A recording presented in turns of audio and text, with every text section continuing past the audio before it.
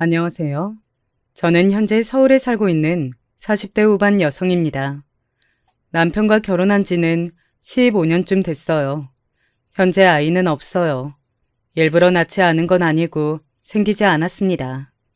참 마음고생을 많이 했어요. 병원에 가서 검사라는 검사는 다 받아봤지만 남편도 저도 별다른 문제가 없는 걸로 나왔거든요. 그래서 더 스트레스를 받았습니다. 명백한 이유가 있다면 치료를 받거나 포기를 하거나 할 텐데 이유 없이 그냥 난임으로 임신이 되지 않았으니까요. 이제 우리도 그만하자. 당신도 너무 고생하고. 남편이 그렇게 말한 날 정말 얼마나 많이 울었는지 모릅니다. 마흔이 다 되어서야 아이를 가지는 걸 포기했던 것 같아요. 그 뒤로도 마음은 혹시나 생길지도 모른다 생각했지만 결국 그런 기적은 일어나지 않았습니다. 하지만 저는 행복했어요. 남편이 저에게 잘했거든요. 시댁 식구들도 가끔 시어머니가 아이를 낳지 못한 걸로 잔소리하시긴 하셨지만 그건 외에는 평탄했습니다. 남편과 제가 어떻게 만나서 결혼하고 연애했는지를 좀 이야기해드려야겠네요. 남편이 저를 많이 좋아해서 2년 정도 쫓아다녔어요. 저는 사실 남편이 제 취향은 아니었거든요. 남편은 어딘가 약간 차가운 인상을 가진 사람이었는데 저는 그래서 첫인상부터 남편이 좀 무서웠습니다. 반면 남편은 제가 이상형이라며 2년이 넘는 동안 구애를 해왔어요. 그리고 연애하는 동안에 남편에 대해 가지고 있었던 좋지 않았던 인상이 다 저의 잘못된 편견이었다는 걸 알았습니다. 남편은 입고 다니는 옷 스타일이나 말투가 건들거리고 어딘가 세 보여서 편견이 정말 많았거든요. 아무튼 남편은 좋은 사람이었습니다. 제가 그런 편견을 가졌던 게 정말 민망하고 미안해질 만큼 말이죠.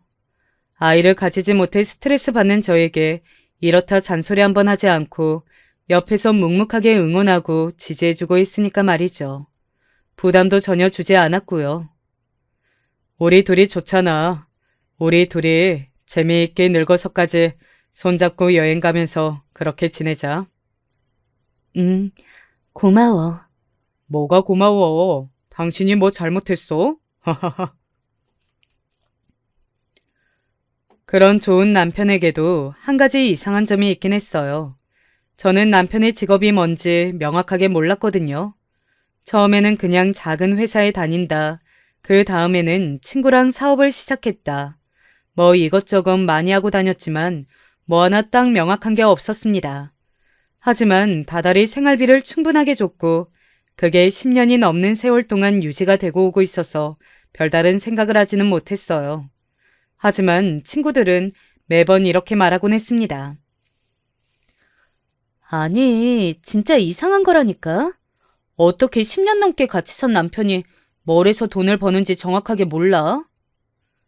그니까 나는 우리 남편 내가 정말 하나도 모르는 주식 쪽 일하는데도 그 일이 뭐 하는 일인지 무슨 회사인지 이런 거 다 알아. 그냥 살다 보면 굳이 알려주지 않아도 다 알게 되는 거 아니야? 아니, 애초에 정확하게 알려주는 게 맞지 않나? 어떻게 부부 사이에 그걸 몰라? 하도 이상하다 하니까 한 번은 남편에게 물어본 적은 있어요. 당신은 하는 일이 정확하게 뭐야? 어? 어, 그건 갑자기 왜? 평소에 잘하지 않는 질문을 해서 그런지 남편이 당황하긴 하더군요. 아니, 오늘 친구들 만났는데 남편들 이야기를 했거든. 다들 남편이 이런 거 저런 거 한다고 술술 이야기하고 자세히 알고 있는데 나만 모르더라고. 아, 그걸 꼭 알아야 하나?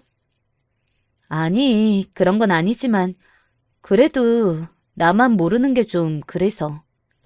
아, 그냥, 음, 사업한다고 해.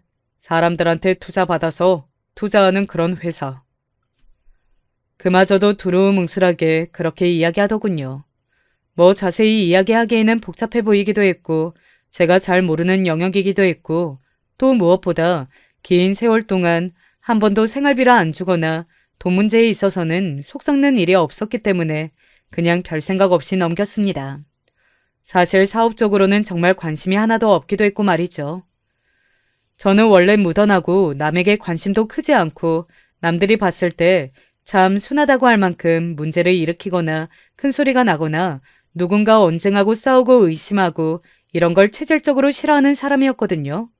그래서 기분 나쁜 일이 생겨도 그냥 참고 자고 나면 기분 나빴던 게 사라지는 그런 성향이요. 미숙이가 화나면 진짜 화나는 거야. 그치. 미숙이가 화나면 정말 잘못한 거니까 납작 엎드려서 빌어야지. 친구들이 항상 저에게 대해서 그렇게 말하곤 했습니다. 그만큼 저는 참 유순한 사람이었어요. 제가 생각해도 그랬으니까요. 그런 저에게 의심의 씨앗이 생기기 시작했습니다. 바로 남편 문제였어요. 전화를 왜 여기서 안 받아? 어? 아, 사업 이야기라 조용한 곳에서 편하게 하고 싶어서. 원래 제 앞에서 일에 관련된 문제로 전화를 받지 않은 지 오래됐지만 요즘 들어 심했어요. 하지만 이것도 별 생각 없이 넘겼습니다. 그랬던 게 한두 번도 아니었고 또 저도 크게 신경 쓰이지 않았거든요. 하지만 문제는 여기서 일어났어요. 혜영아, 나 물 좀. 혜영이가 누구야? 한 번은 남편이 제 이름을 잘못 부른 겁니다. 밥을 먹는 와중에 물을 달라며 저를 부르려던 걸 다른 여자의 이름을 부른 거예요. 제가 혜영이가 누구냐 물었더니 남편이 눈에 띄게 당황하더군요. 그렇게 당황한 남편의 모습은 처음 보는 모습이었습니다. 아, 우리 회사 격리 일본어 아가씨 이름이 혜영이야. 그렇게 남편이 변명했지만 저는 여전히 미심쩍긴 했어요. 그래도 더 이상 묻지는 않았습니다. 그냥 이렇게 말했어요. 일하는 직원을 그렇게 이름 부르고 물 가져다 달라고 하면 그러면 안 돼. 알겠어. 주의할게. 남편의 말을 믿어서 더 이상 묻지 않았다기보다 어차피 제가 여기서 캐물어도 만약 뭔가 있다면 순순히 다 이야기하지 않을 게 뻔했기 때문입니다. 명함이 어딨더라? 남편이 집에 없을 때 언젠가 남편이 저에게 보여준 명함을 찾았어요. 그곳에 회사 전화번호가 있었던 것 같았거든요. 찾았다. 언젠가 남편이 준 명함을 찾았어요. 그곳에는 영어로 회사명과 남편의 직급, 그리고 남편의 영어 이름이 적혀 있었고 남편의 휴대폰 번호와 회사의 전화번호가 적혀 있더군요. 그래서 그곳에 전화를 걸었어요. 여보세요? 웬 남자가 받더군요. 거기 혜영 씨 있나요? 누구요? 혜영 씨요. 혜영이? 그런 이름 가진 사람 없습니다. 그러고는 전화를 바로 뚝 끊더군요. 순간 멍한 기분이 들었습니다. 이런 걸 확인해보는 게 원래 제 성격은 아닌데 그건 왜인지 모르게 확인해보고 싶었어요. 그리고 언제나처럼 좋지 않은 예감은 적중했습니다. 하지만 남편에게는 모른 척했어요. 남편도 회사에서 별다른 들은 이야기는 없는 건지 저에게 다른 말을 하지 않고 평상시처럼 굴더군요. 혹시나 전화를 받은 그 남자가 혜영이를 찾는 전화가 왔었다고 말하면 어떡하나 조금 걱정하긴 했었거든요. 다행히 그렇지는 않은 모양이었습니다. 나 출장 가야 할 것 같아. 갑자기? 갑자기는 아니고 원래 내년으로 예정되어 있었던 건데 이번에 좀 당겨졌거든. 어디로? 일본? 나도 따라갈까? 왜 그런 말을 했는지 모르겠지만 그때는 뭔가 그런 말을 해보고 싶었어요. 진짜 따라가고 싶은 마음이 있었다기보다 남편이 어떻게 나올지 궁금했던 게 더 컸던 것 같습니다. 아니나 다를까 남편은 무척이나 당황한 게 느껴졌어요. 어, 출장을? 왜? 아니, 당신은 일하고 나는 혼자 여행 다니고. 가까운 나라니까 부담도 없고 나 원래 일본 가고 싶어 했던 거 알잖아. 원래 일본에 여행 가고 싶다는 이야기를 작년부터 꽤 자주 했었거든요. 남편은 그게 이제야 생각난 듯 아차하는 표정을 지었습니다. 나도 그러면 좋을 텐데 일정도 빡세고 또 우리가 가는 지역이 관광지가 아니기도 하고 또 다 일하러 가는 건데 아내가 같이 가면 아무래도 아, 거기까진 생각 못했네. 당신 혼자 가는 게 아니었구나. 어? 어? 같이 일하는 분들이랑 같이 가. 에이, 그럼 안 되지. 얼마 동안 가는데? 2박 3일? 일만 하다가 오겠네.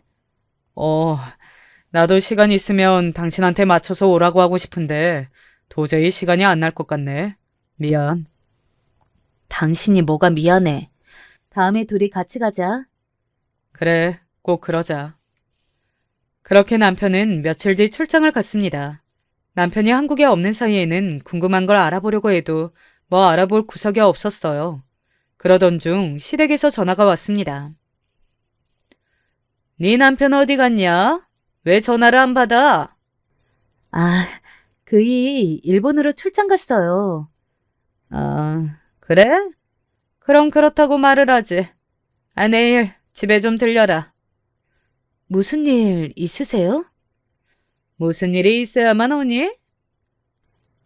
아니, 그건 아니고. 시골에서 과일이다 채소다 엄청 보냈는데 너무 많아. 좀 가져가. 네, 알겠습니다. 원래 조금 투명하신 분이기도 했고 또 제가 아이를 낳지 못하자 저에게 더 쌀쌀 맞아진 것도 있으셨어요. 남편이 집안의 유일한 아들이었는데 대가 끊겼다며 정말 한숨을 땅에 꺼져라 쉬셨던 게 기억이 났습니다. 다음날 저는 시댁으로 갔어요. 시어머니가 챙겨가라고 한쪽에 챙겨주신 과일이며 채소들을 가지고 온 가방에 옮겨 담는데 시어머니에게서 정말 뜻밖의 이름을 들었습니다. 가지도 좀 가져가라, 혜영아. 혜영이. 그 혜영이라는 이름에 제가 놀라서 시어머니를 빤히 쳐다봤어요. 시어머니는 자신이 이름을 잘못 불렀다는 자각조차 없으신 것 같더라고요. 뭘 그렇게 보냐는 듯 저를 바라보길래 제가 말했습니다. 혜영이요? 혜영이가 누구예요? 제 그 질문에 시어머니는 아차한 표정을 지었어요. 그리고는 굉장히 당황한 얼굴로 대답했습니다. 저는 시어머니가 그렇게 당황한 모습은 정말 처음 봤어요. 옆집 할매 손녀 이름이 혜영인데, 아휴, 어쩌다 그 이름이 나왔지? 하도 손녀 이름 부르면서 손녀 자랑을 해야 돼서 그런가 보네. 누가 봐도 엄청나게 어색한 웃음을 지으며 누가 봐도 뭔가 있는 듯 굴었지만 모른 척했습니다. 이미 뭔가가 있다는 사실은 인지하고 있었고 지금 여기서 되물을 일이 아니기도 했고 말이죠. 그냥 그렇냐 하고 웃은 뒤 시어머니가 챙겨준 과일과 채소들을 챙겨 들고 집으로 왔어요. 그리고 생각했습니다. 그냥 보통 관계가 아니라 시어머니까지 다 아는 사이라는 게 말입니다. 배신감인지 슬픔인지 분노인지 모를 감정들이 한 번에 섞여오더군요. 기만당하고 있는 기분이 들었습니다. 사람 하나 바보 만들고 있잖아요. 속에서 뭔가 부글부글 끓는 기분이 들었습니다. 하지만 함부로 움직일 수는 없었어요. 증거도 없고 또 혹시나 제 오해일 수도 있잖아요. 그때는 그런 희망을 품었습니다. 제발 그러길 바라는 마음으로 말이죠. 남편이 한국으로 돌아오고 그날 밤 남편이 잠든 틈을 이용해 휴대폰을 뒤졌어요. 세상 모르고 자느라 제가 자기 손에 휴대폰을 가져다 대도 모르더군요. 그렇게 잠금 장치를 풀고 휴대폰 안에 있는 모든 문자와 톡, 그리고 통화한 사람들을 봤습니다. 다 정리가 되어 있거나 뭔가 그냥 회사 사람들인 것 같은 것밖에 없어서 혹시나 내가 오해를 한 게 맞나 하는 희망이 다시 생기려던 때 유독 자주 전화하는 것 같은 이름을 하나 발견했어요. 이 차장님이라고 저장된 번호였습니다. 그 번호를 따로 메모해두고 그 사람과 통화한 내용을 보던 와중에 미처 지우지 못한 통화 내용 녹음 파일이 하나 있는 것을 발견했습니다. 바로 들어봤어요. 혜영아. 아니나 다를까 그 혜영이라는 이름이더군요. 오빠, 진짜 나랑 헤어지고 싶어? 무슨 소리야. 나는 너밖에 없다니까. 근데 왜 이혼 소식이 아직도 없어? 이혼한다며? 애도 없는데 뭘 그렇게 고민만 하고 이혼을 안 해? 그게 그렇게 쉬운 일이 아니야. 그리고 지금 내 앞으로 되어 있는 재산들이 다 마누라랑 결혼하고 난 뒤에 번 돈들이라 아무 이유 없이 이혼하면 재산 분할을 많이 해줘야 한대. 너도 그건 싫잖아. 싫지? 그니까 조금만 기다려봐. 내가 마누라가 잘못한 게 만들어서라도 위자료랑 재산 분할 없이 쫓아날 방법을 연구 중이니까. 진짜야? 진짜지? 그럼 가짜인데 내가 너를 우리 가족한테까지 소개했겠어? 알았어. 그럼 믿을게. 이번 주 주말에 어머니 집에서 밥 먹기로 했는데 그것도 너랑 가려고 마누라한테는 이야기 안 했단 말이야. 정말? 엄마 집에서 고기 먹기로 했으니까 일정 비워놔. 알았어. 오빠, 사랑해. 그래, 나도. 정말 머리를 한 대 맞은 것 같은 충격이었습니다. 그리고 너무 놀라기도 했어요. 그런 생각을 하고 있을 거라고는 단 한 번도 생각했던 적이 없었습니다. 남편의 불륜에 대해서 어느 정도 짐작은 하고 있었지만 이렇게 돈 때문에 저와 이혼을 하지 않고 참고 살고 있다고는 그렇게까지는 한 번도 생각해 본 적이 없었거든요. 저는 떨리는 손으로 눈에 눈물이 고인 채 그 통화 녹음 파일을 제 핸드폰으로 옮겼어요. 그러고는 그 흔적을 지우고 원래 남편의 휴대폰이 있던 자리에 그대로 휴대폰을 올려뒀습니다. 다음날 일어난 남편은 간밤에 무슨 일이 있었는지 제가 뭘 알게 되었는지는 하나도 모르는 얼굴로 저에게 아침 인사를 하고 출근했어요. 그리고 저는 주말이 오기 전까지 정말 많은 생각을 했습니다. 하루는 변호사를 만나 상담도 했어요.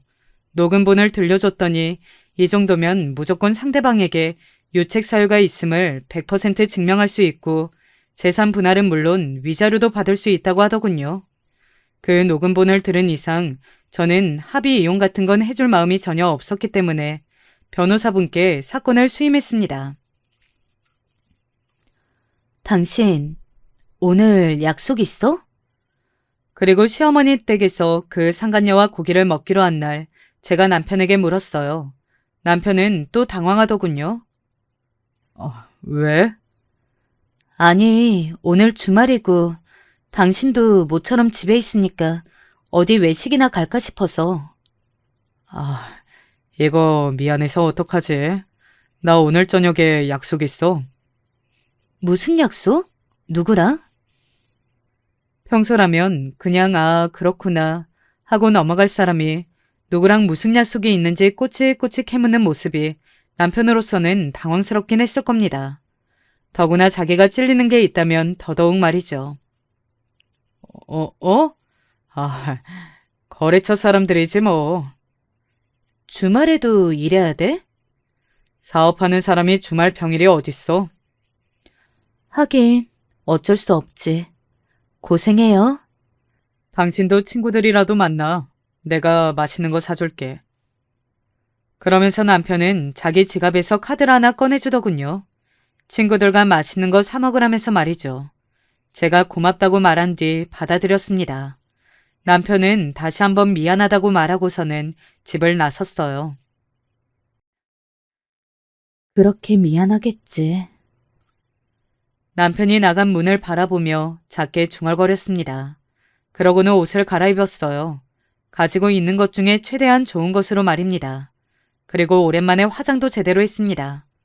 늘 그냥 쿠션만 바르고 립글로스만 바르고 다녔었거든요. 그리고 머리도 드라이하고 집 밖을 나섰어요. 뭔가 무장한 기분이 들더라고요. 시댁 앞에 한참을 서 있었습니다. 그 집의 비밀번호를 알지만 마치 기억이 나지 않는 듯 머릿속이 새하얘졌거든요. 손발이 차가워지는 게 느껴졌고 눈이 떨려오는 것 같기도 했어요. 당장이라도 도망가고 싶은 마음과 당장 들어가서 다 뒤집어 엎고 싶다는 마음이 동시에 들었습니다. 이런 기분 이해하실까요? 녹음기까지 사서 켜놓고서는 쉽사리 용기가 나지 않아 돌아서려는 순간 문 안에서 굉장히 화기애애한 웃음소리가 들려왔어요. 그 웃음소리를 듣고는 이성의 끈을 놓아버렸습니다. 바로 비밀번호를 누르고 집 안으로 들어갔어요. 시어머니와 남편, 그리고 그 혜영이로 보이는 여자. 여기까지는 추측한 그림이었습니다. 하지만 신우이마저 그 자리에 앉아있더군요. 신우이는 저랑 꽤 교류가 있는 사람이었거든요. 제가 임신을 포기했던 때도 같이 울어주고 위로해주고 혹시나 무슨 힘든 일이나 도운 일 있으면 언제든 연락하라고 말도 하고 뭐 굉장히 자주 보고 사이가 좋은 신우이와 올케 사이는 아니었지만 그래도 좋은 신우이라는 생각을 늘 하고 있었기 때문에 여기서 보리라고는 생각을 해본 적이 없었습니다. 여보. 언니. 아니, 네가 어떻게? 제가 아무 말도 하지 않고 그 네 사람을 내려다보며 심호흡했어요. 그 네 사람의 반응을 보고 상간녀는 제가 누군지 바로 눈치를 챘습니다. 처음에는 조금 당황한 듯 하더니 오히려 뻔뻔하게 턱을 치켜들고 저를 관찰하듯 바라보더군요. 아, 저 정도로 뻔뻔해야 유부남과 불륜을 저지르는구나 하는 생각이 들었습니다.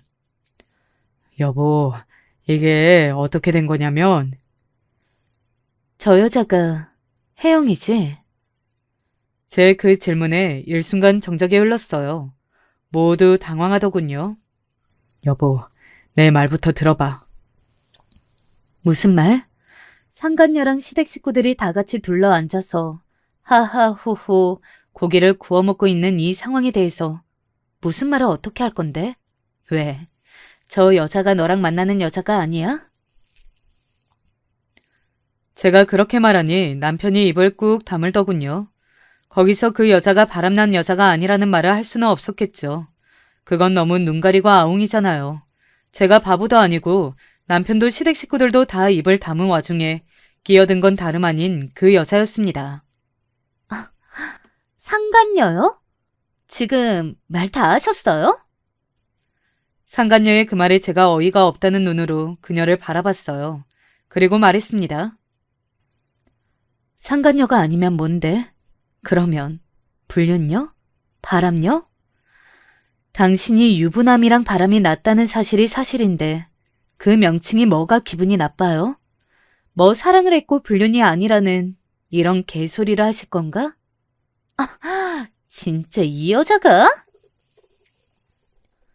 제가 하는 말에 반박은 하지 못하고 당장이라도 저를 때리기라도 할 듯 제 앞으로 다가오더군요. 그런 그 여자를 남편이 막아 세웠습니다. 그만해. 나보고 상간녀라잖아. 들린 말은 아니잖아. 뭐? 오빠, 우리 애기 들어. 우리 애기. 상간녀가 자기 배를 만지며 하는 말에 저는 다시 한번 이성이 상실되는 기분이 들었어요.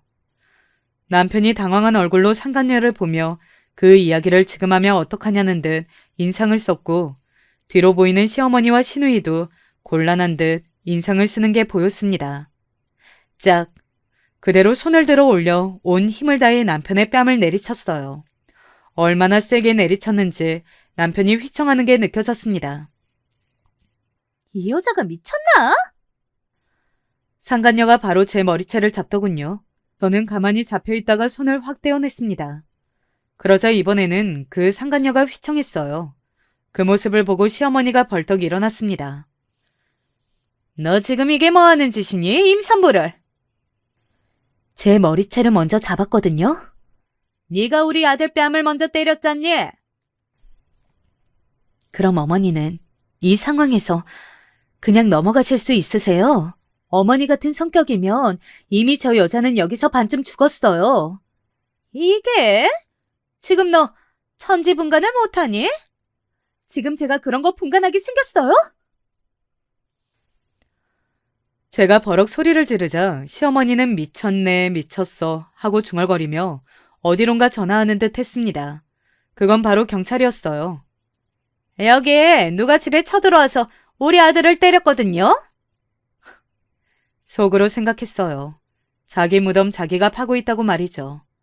그런 시어머니를 그만하라고 시누이가 말리는 모습을 보였고 남편은 여전히 아무것도 하지 못한 채 한쪽에서 자기 뺨을 부여잡고 있었습니다. 상간녀는 그런 남편 옆에 딱 붙어서 저를 노려보고 있었고 말이죠. 무슨 일이십니까? 누가 폭행을 했다는 거죠? 그 사이 출동한 경찰이 물었습니다. 전현이 우리 집에 쳐들어와서 내 아들을 때리고 임신한 애를 밀쳤다니까요? 엄마, 제발. 이분들과 관계가 어떻게 되시죠? 이 말이 맞아요? 이 집 며느리인데요. 그 소리에 경찰이 이게 뭐야? 하는 표정을 지었습니다.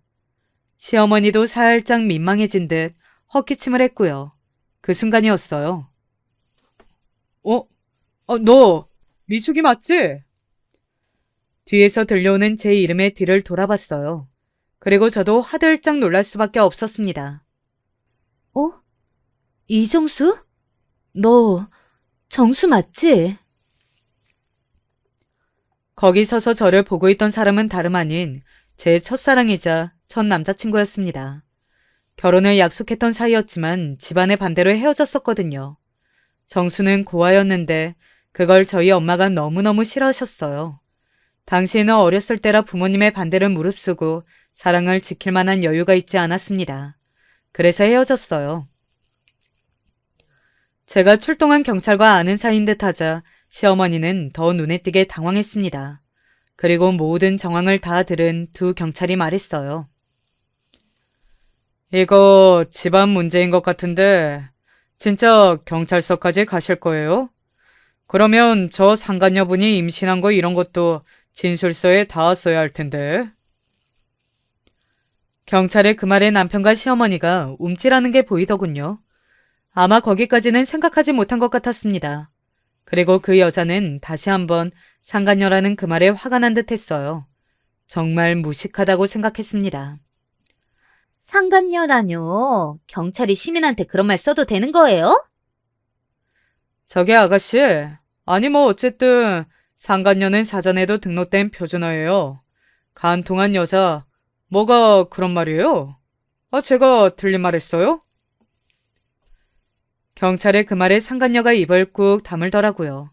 그러고는 분한 듯 입을 실룩이며 저와 경찰을 노려봤습니다. 남편이 나섰어요. 저희 집안일이니까 저희가 알아서 해결하겠습니다. 경찰분들은 그만 돌아가셔도 돼요. 남편의 그 말에 시어머니는 뭔가 말하려 했지만 조금 전에 경찰이 한 말이 생각났는지 주춤거렸고 무엇보다 신우이가 옆에서 자기 엄마를 꽉 잡는 게 보였습니다. 엄마, 제발 그만해. 동네방네 소문낼 거야? 아니, 그래도 좀. 신우이가 정색하자 시어머니는 입을 다물더군요. 그러면 알아서들 해결하시고 저희는 가볼게요. 미수가 연락처 좀. 경찰이 그렇게 가려는데 정수가 저에게 와 연락처를 물어보더군요. 남편이 뭐라 말하려는 게 보였지만 옆에서 그런 남편의 팔을 꽉 잡는 상간녀 때문에 이러지도 저러지도 못하는 사이 제가 정수에게 연락처를 줬습니다. 연락할 일 있으면 언제든 연락해. 고마워. 그렇게 인사하고 헤어졌습니다. 경찰이 나가고 한동안 흐르던 정적을 깬 건 저였습니다. 곧 이혼 소송장 갈 거야. 제 말에 남편이 놀라서 되물었어요. 뭐? 이혼 소송? 당신이 저 여자랑 주고받았던 통화 내용 다 나한테 있거든. 지우는 걸 깜빡했는지 휴대폰에 남아있더라고. 거기에 친절하게 나랑 이혼하고 싶은데 재산 나눠주기 싫어서 안 된다. 기다려라.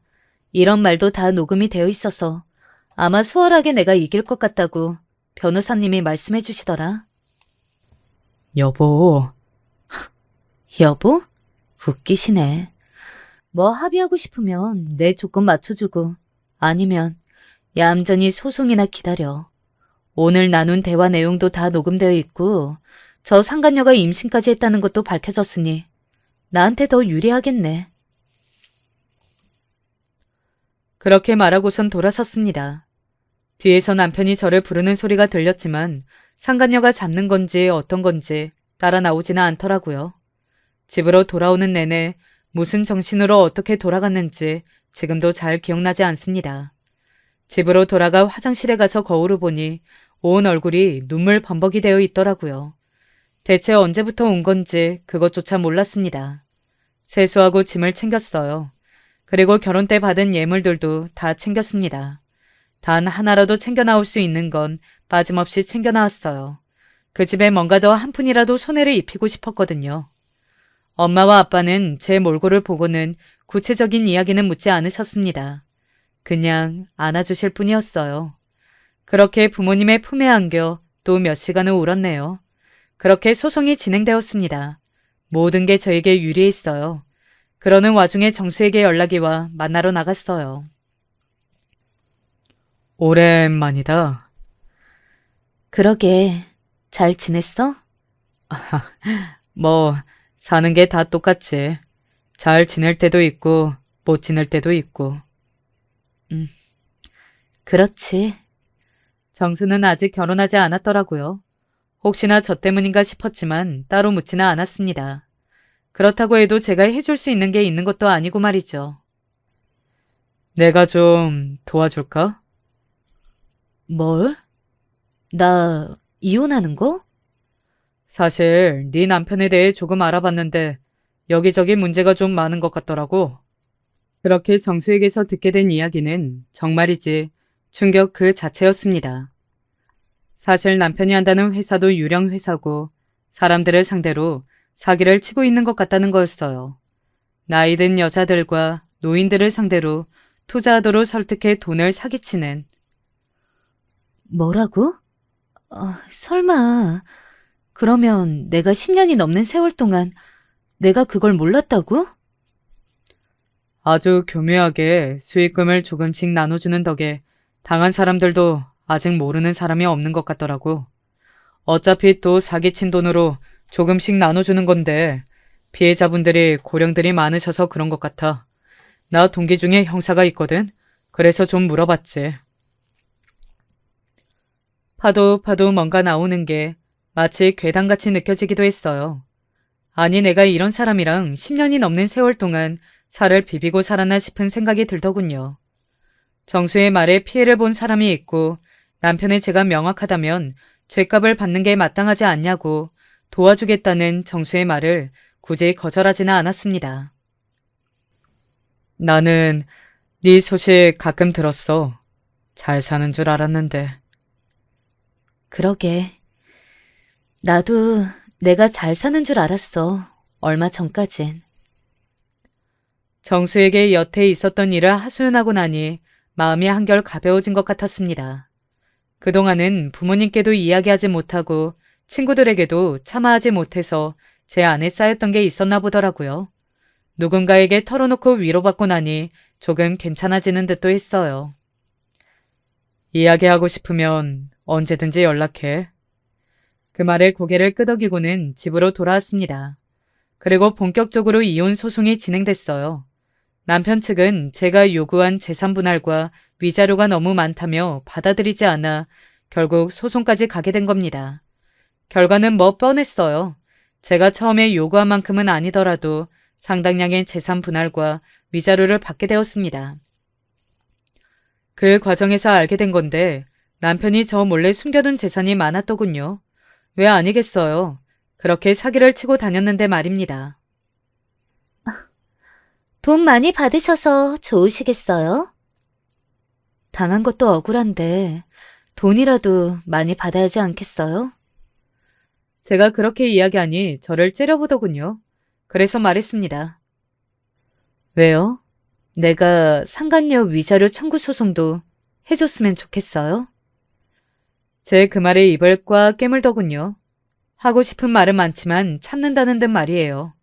자기가 뭘 할 말이 있다고 저렇게 구는 건지 도통 이해가 가지 않았지만 그런 사고방식을 가지고 있는 사람이니까 바람을 피우고서도 본처 앞에서 이렇게 당당할 수 있는 거겠죠. 당당한 얼굴로 저를 바라보며 이렇게 말했습니다.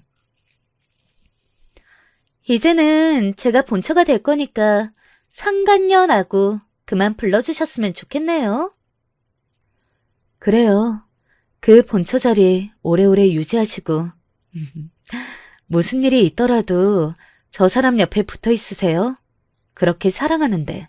그쵸? 제 말에 의미심장함을 느꼈는지 바로 대묻더군요. 그게 무슨 소리예요? 뭐 두고 보면 알겠죠. 그렇게만 말하고 돌아섰습니다. 남편은 저에게 생각보다 빨리 재산분할과 위자료를 넘겨줬어요. 돈 문제로 질질 끌어서 제가 또 소송을 하면 걸릴 게 있는 자기로서는 이런 건 빨리 정리해야겠다 싶었을 겁니다.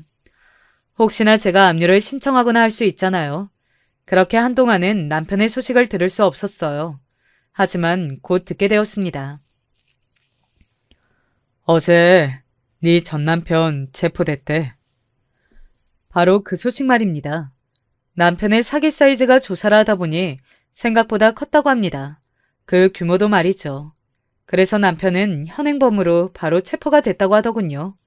그간 피해를 보신 분들이 아주 많고 그중에 많은 분이 고령이라 이미 돌아가셨거나 신고받고 변제받고 그런 걸 할 만한 상황이 아니라는 것도 말이죠. 네가 참고인 조사를 가야 할 거야. 도울 수 있는 건 다 도울게. 정수는 그 말에 제 어깨를 가만히 잡더군요. 그 손길에 어딘가 용기가 나는 듯도 했습니다. 다 괜찮을 거라고 말이죠. 그렇게 받게 된 참고인 조사는 생각보다 힘들긴 했어요. 몰랐냐, 진짜 몰랐냐. 이혼은 사실 위장 이혼이고 재산을 빼돌리기 위함이 아니냐. 각종 질문이 저를 힘들게 했지만 상간녀의 존재와 그녀의 임신, 그리고 저와 이혼이 성사되자마자 혼인신고를 한 정황들에서 저는 피해자라는 사실이 입증되었습니다. 빨리 탈출할 수 있게 해주어서 오히려 고맙다고 해야 하나 싶어질 정도였어요. 조사를 끝내고 경찰서를 나서는데 제 다음으로 조사를 받을 거였는지 시어머니와 시누이 그리고 그 여자가 셋이 걸어오고 있더군요. 저를 본 세 사람이 그 자리에 우뚝 멈춰섰습니다. 네가 여긴 왜? 저한테도 참고인 조사받으라고 연락이 왔더라고요. 정말 몰랐냐, 위장이혼 아니냐 이런 거 물어보던데요. 어머니, 진짜 모르셨어요? 제 말에 시어머니가 이럴 까 깨물더군요. 며느리를 그꼴로 쫓아내듯 내보내놓고 이런 모습으로 제외한 게 퍽이나 자존심이 상하셨겠죠. 몰랐다. 저는 다행히 상간녀가 있었다는 게 너무 확실하게 증명이 돼서 금방 나았지만 아마 어머니는 힘드실 수도 있을 거예요. 조사를 진짜 세게 하시더라고요. 피해자가 많은가 봐요. 제 그 말에 시어머니는 더 이상 저에게 그런 말을 듣기 싫다는 듯 고개를 획 돌리고는 경찰서 안으로 들어갔습니다. 시누이만 까딱하고 저에게 목인사를 할 뿐이었어요. 그렇게 돌아서려는데 그 여자가 저를 불러 세우더군요. 저기요. 그 말에 제가 돌아봤습니다. 그녀의 배가 이미 만삭의 임산부처럼 부풀어 올라 있었고 그 전보다 살이 많이 찐 상태더라고요. 그리고 어딘가 상당히 힘들어 보였습니다. 왜 아니겠어요? 만삭의 몸으로 이런 일로 경찰서에 들락거려야 하니 말입니다. 알고 있었죠? 뭘요? 저 사람 사기꾼인 거 알고 있었죠? 그러니까 저한테 그날 어떤 일이 있어도 본초로 옆자리를 지키라는 등 그런 의미심장한 말을 한 거 아니에요? 그녀의 말에 제가 픽 웃었습니다. 제가 알고 있었던 게 뭐가 그렇게 중요할까 싶어서 말이죠.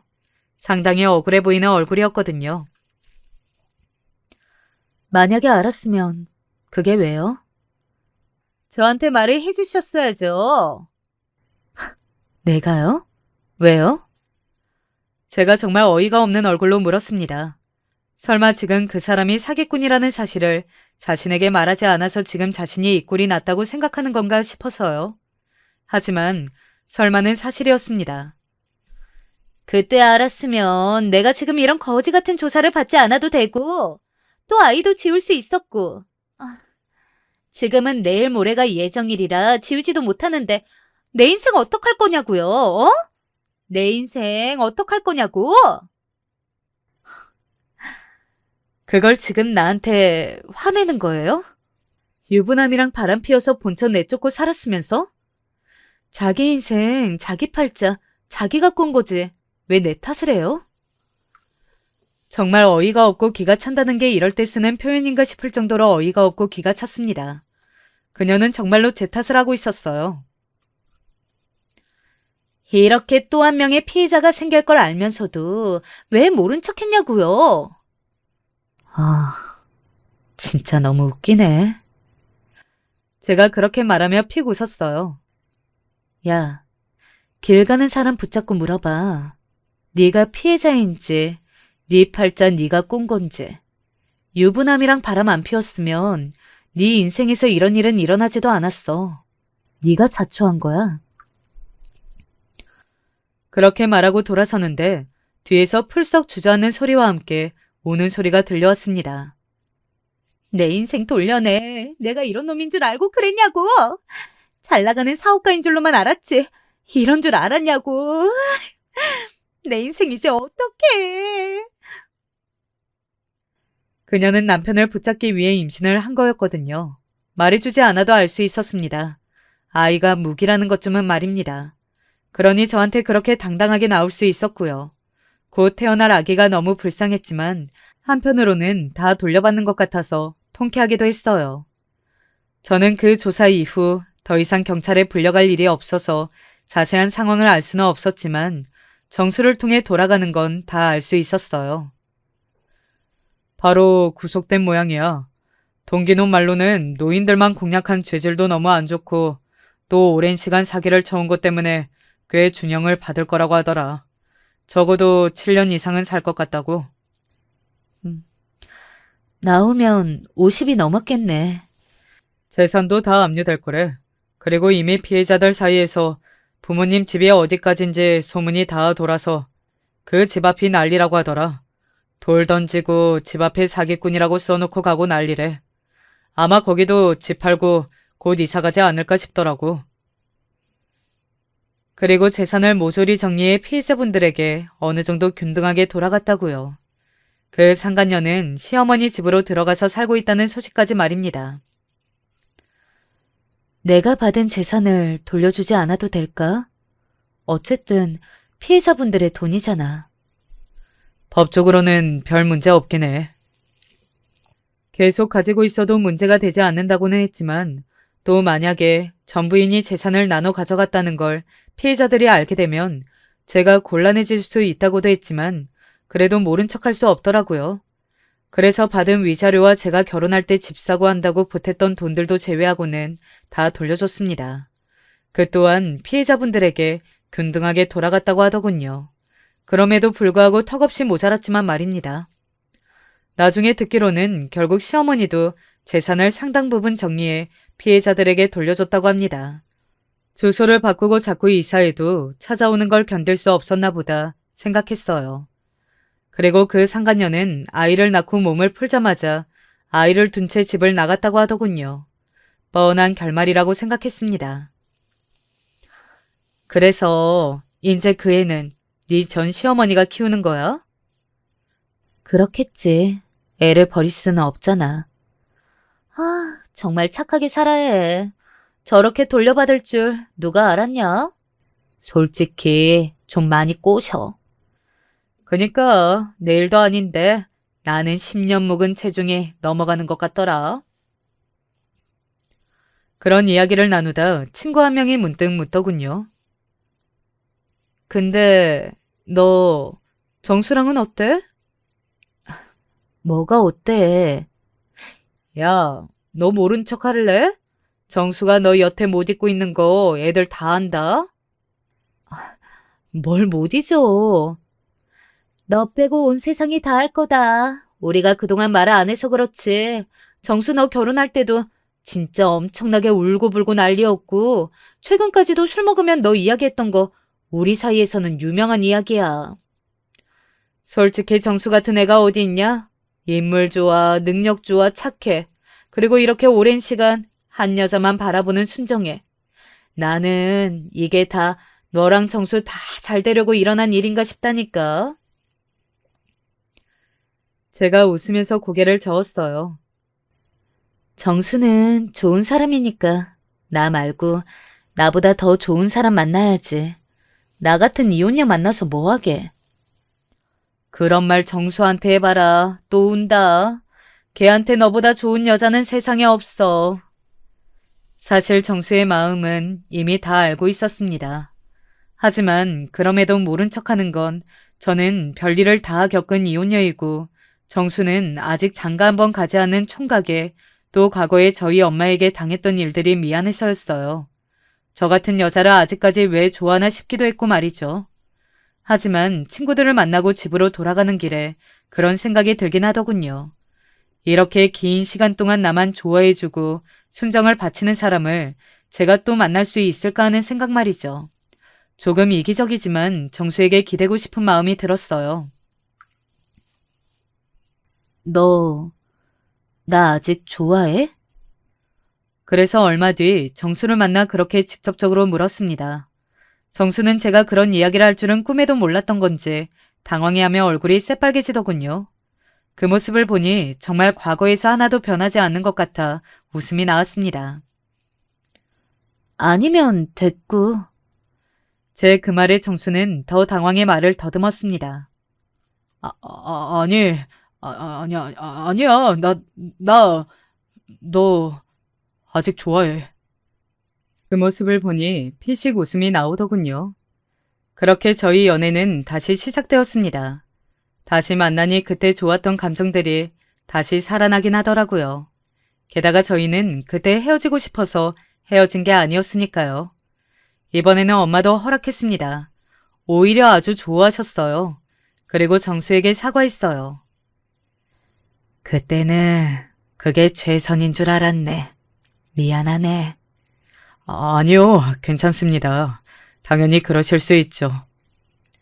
이해해줘서 고맙고 아직도 우리 미숙이 사랑해줘서 고맙네. 아닙니다. 그건 제 마음대로 되는 게 아니더라고요. 그렇게 부모님에게 인사를 하고 얼마 지나지 않아 결혼했어요. 사실 식을 거창하게 올리는 건 저는 굉장히 부담스러웠고 정수도 그다지 원하지는 않아서 작게 가족과 친한 지인들만 모아놓고 했습니다. 그리고 얼마 뒤 전 시어머니가 저를 찾아왔습니다. 굉장히 뜻밖이어서 놀랐던 기억이 있네요. 잘 지냈니? 네, 뭐. 재산 분할 받은 걸 피해자들에게 돌려줬다는 이야기를 내가 최근에 들어서 한번 찾아와야겠다 싶었다. 제가 피해자들에게 전 남편에게 받은 돈을 돌려줬다는 이야기를 전해드리신 것 같더라고요. 고맙다. 그 덕에 이제 집으로 찾아오는 사람도 거의 없어졌어.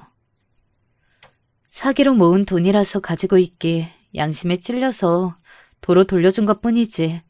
어머니나 그 사람을 위해서 한 건 아니에요. 그래도 고마운 건 고마운 거지.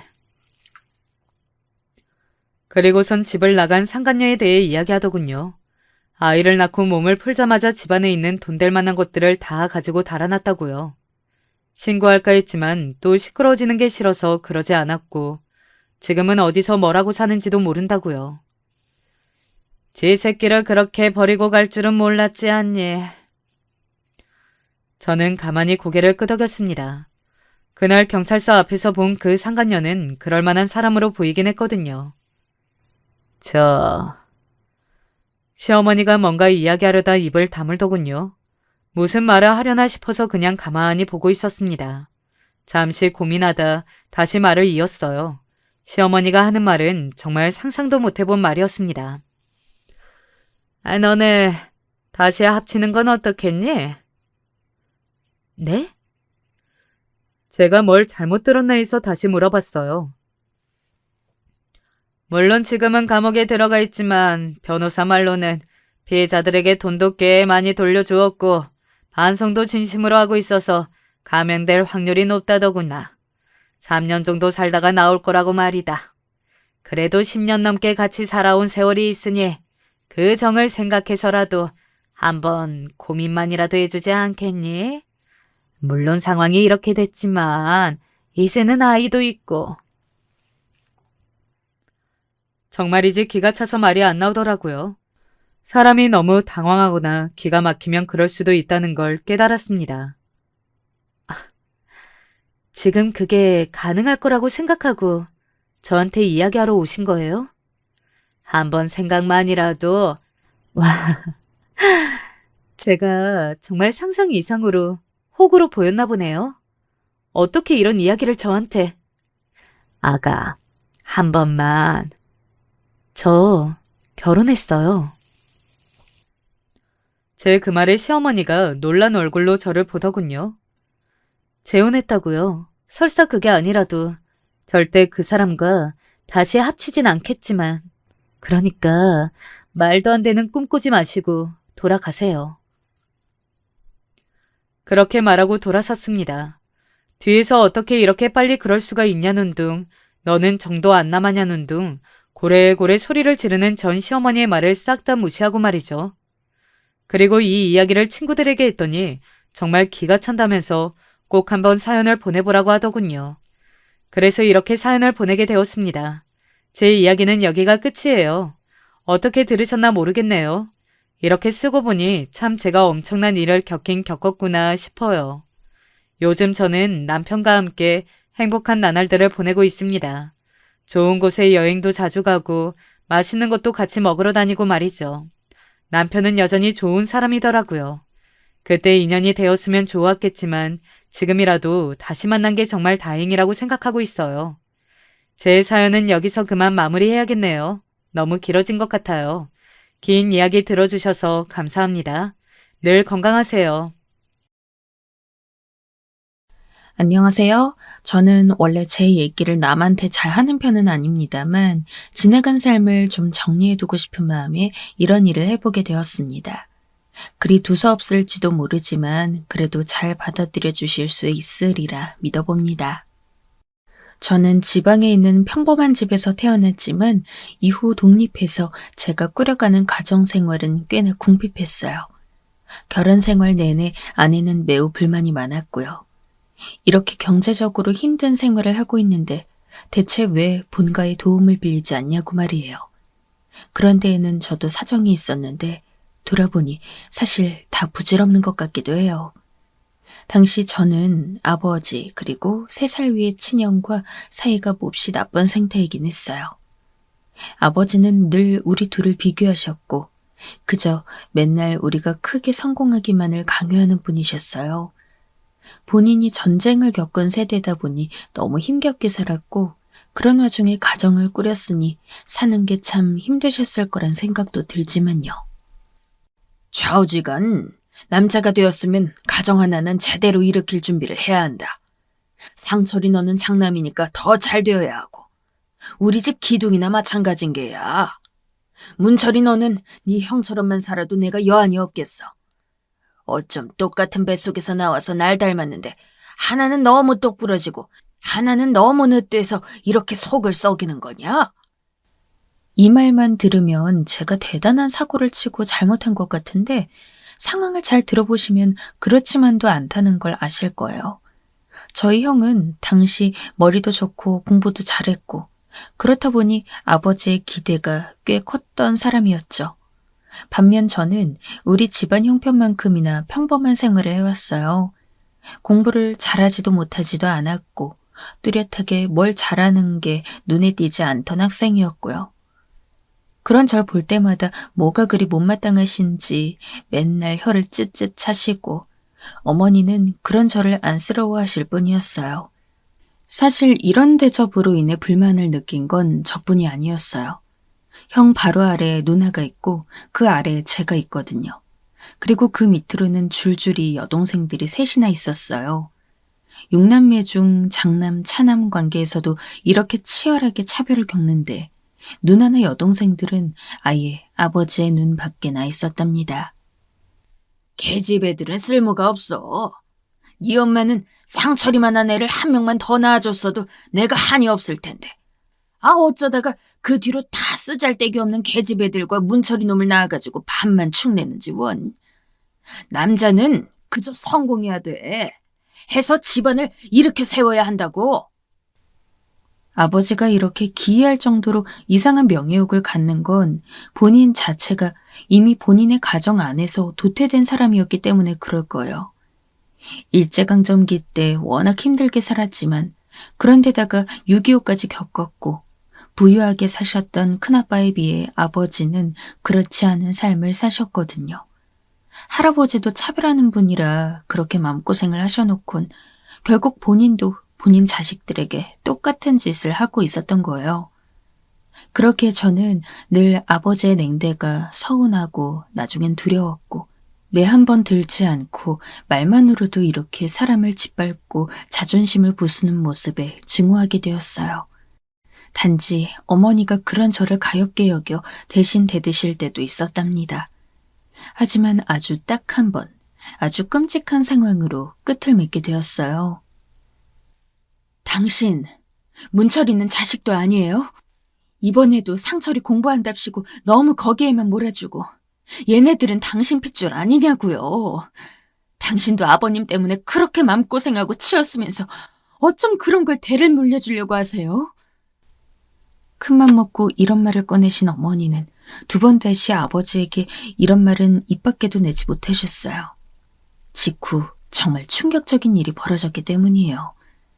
이때 남자들이 여자들에게 손찌검을 하는 게 드문 일은 아니었지만 꽤 보수적이고 남의 눈을 의식하셨던 아버지는 그런 면이 없었어요. 그런데 이때 아무래도 어머니가 아버지의 어떤 부분을 건드려서인지 못 참고 손찌검을 하더니 이내 제어가 안 되는 상태로 계속해서 멈추지 못하는 거예요. 보다 못한 형과 저 그리고 누나가 뛰어들어가서 뜯어말렸고 어머니는 세상 허망한 표정으로 우리에게 떠밀려 다른 쪽방으로 들어가셨어요. 아버지는 그렇게 이성을 잃은 자신의 모습을 우리에게 보인 게 창피하신 건지 생전 드시지도 않던 술을 드시고 그대로 쿨쿨 잠들어 버리셨고요. 저희는 아버지의 그런 무섭고 이상한 모습을 본 뒤 이후로 더 굴복하고 조용히 지내게 되었으며 어머니는 충격이 크셨는지 아버지에게 별 말도 걸지 않으셨어요. 당시 울음을 그치고 조용히 입안을 헹구어 침을 퇴하고 뱉으시는데 그때 이가 하나 댕강 튀어나오는 걸 보고 막내 여동생이 기겁하며 울었어요. 저는 이게 다 저 때문이란 생각에 고개를 들 수 없었고 어머니는 절망스러운 표정으로 얼굴을 감싸쥐더군요. 이때 저 역시 다짐하며 결단코 내가 이 집에 오래 있지 않고 나가리라 마음을 먹었어요. 형과는 다른 삶을 살 거고 죽을 때까지 아버지를 보지 않겠다고 말이에요. 이후에 형은 공부를 제법 하고 서울로 넘어가게 되었지만 저는 적당히 고등학교 마치고 저 역시 집을 나가버리게 되었어요. 어머니는 너마저 나가면 어떡하냐고 했고 아버지는 뒤늦게 저를 잡으시더군요. 이 녀석아, 상철이는 공부 때문에 나간다지만 집안에 남자가 한 명도 없으면 어쩌냐. 지금 전쟁이 있어 뭐가 있어. 네가 집을 비울 일이 뭐가 있다고 나가. 얌전히 이 집을 이어갈 생각을 해야지. 저는 아버지와 말도 섞고 싶지 않았지만 한마디 한마디 다 역겹게 들려서 결국 받아치고 말았어요. 그런 저에게 손을 들어 내려치려는 아버지의 팔목을 부여잡고 한참을 노려보기도 했고요. 아버지, 저는 형을 대신해서 사는 인간인가요? 형 위에서 살라고 절 낳아놓으셨냐고요. 저는 제 인생 살 거예요. 그게 여지껏 아버지가 저에게 했던 행동들의 대가이고요. 맨날 인간 같지도 않게 무시하던 가족들한테 평생 사죄하며 사세요. 아버지는 이때 고함을 지르며 배신을 했네 어쩌네 하고 난동을 피웠지만 저는 가여운 어머니와 동생들, 누나를 놔두고 그냥 그렇게 나와버렸어요. 아는 형들을 따라 서울로 올라왔고 거기서 형들이 하는 일들을 따라 배워가며 기술을 배우기도 했어요. 하지만 그 와중에 어쩔 수 없이 그 지옥불 같은 집으로 다시 들어가게 되었으니 다 아버지 때문, 아니 결국은 저 때문이었어요. 어머니와 오랜만에 연락이 됐는데 울면서 말씀하시더라고요. 문철아, 잠깐만 집에 와봐. 너 그러고 나가서 아버지가 화병이 난 건지 뭔지 계속 알아 누워 계셔. 네 형도 잠깐 들르라 했다. 와서 얼굴만 비추고 가라. 많은 걸 바라는 거 아니야. 결국 이때 울며 겨자 먹기로 들어가게 되었는데 서울에서 대학생이 되어 있던 형과 남루한 몰골을 한 제 모습을 마주하게 되니까 참 여러모로 속이 불편했어요. 형은 그 와중에 또 훈수를 두더군요. 자기 아버지 아들 아니랄까봐 말이에요. 문철이 너 꼴이 그게 뭐냐? 그러기에 내가 그렇게 공부 갖고 잔소리를 했는데 기본도 안 하고 반항만 하더니 지금 뭐하고 돌아다니는 거야? 듣자니 네가 아주 깽판 치고 나가버렸다며? 아버지 저렇게 드러눕게 만들고 넌 무슨 낯짝으로 온 거야? 형은 나이가 먹으면 먹을수록 더 건방져지고 오만해지는 것 같더군요. 아버지가 맨날 오냐오냐 하며 키워서 그런지 너무 당연하게 절 무시하고 있는 게 보였어요. 결국 저는 그때 아버지를 보지 않았고 형과의 이 마주침으로 기분이 완전히 상해서 다시 올라가게 되었어요. 어머니와 다른 가족들은 제가 이날 다녀갔다는 것도 모르는 눈치인데 아마 형이 말을 안 했던 것 같아요. 그러거나 말거나 전 당분간 연락을 끊고 제 생활에만 깊이 빠져 집중하게 되었어요. 확실히 기술을 배워서 먹고 산다는 건 쉽지 않았고 서울 사람들은 정말 다 바쁘고 여유 없이 살고 있었어요. 그런 와중에 저는 근처 공장에서 일하던 한 여자를 알게 되었고 둘 다 집도 뭣도 없이 떠나와서 살다 보니 그렇게 인연을 맺게 되었어요. 제가 서울에 올라온 지 몇 년이 지나 82년도가 되었을 때 둘이 소박하게 결혼식을 올리게 되었어요. 그때가 제가 24살이 되던 때였고요. 이러나 저러나 어머니께는 알려드리고 싶어 연락을 드렸고 아내와 함께 찾아뵈었어요. 당시 아내는 부모님 모두 안 계신 상황이었기에 어디 인사할 곳도 없었는데요. 그때 어머니는 제 얼굴을 몇 번이나 어루만지면서 며느리감에게도 참 서글픈 얼굴로 인사하셨어요. 우리 문철이 고생만 많이 했던 애예요. 아가씨도 고생 많았겠지만 둘이 잘 살아요. 아주 고마워요. 어머니는 이렇다 싶게 저에게 보태주지 못하는 것을 마음 아파하셨고 저는 그 건너방에 계신 아버지를 여전히 마주치고 싶지 않아 나와버렸어요. 이후로 아내와 함께 서울에 올라왔고 아주 싼 가격에 방을 얻어 신혼생활을 했어요. 이후로 아들을 낳아 이름을 명준이라고 짓게 되었고 어머니에겐 손주 소식만 알렸답니다. 가족들 중에서도 제가 제일 먼저 결혼해서 핏줄을 낳았는데 왠지 모르게 그 사실이라도 알리고 싶었어요. 맨날 무시당하고 구박받고 가정과는 동떨어진 녀석이란 소리를 듣던 제가 이렇게 제 힘으로 가정을 꾸렸다고 말이에요. 그런 와중에 형과 누나도 결혼했고 형은 강북 어딘가에 집을 얻어 여전히 유복하게 살고 있다고 듣게 되었어요. 저는 전혀 반대 방향에서 어렵게 단칸방 생활을 하며 궁핍하게 살고 있었고요. 그래도 여전히 현실을 어둡게 보지 않고 될 수 있는 한 닥치는 대로 일을 하면서 살았어요.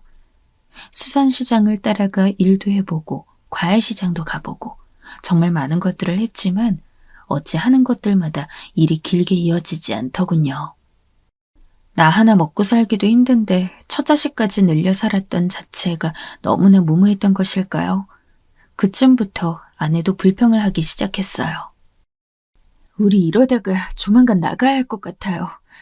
나 이제 더 이상은 주인집 아주머니 피해 다니지 못해.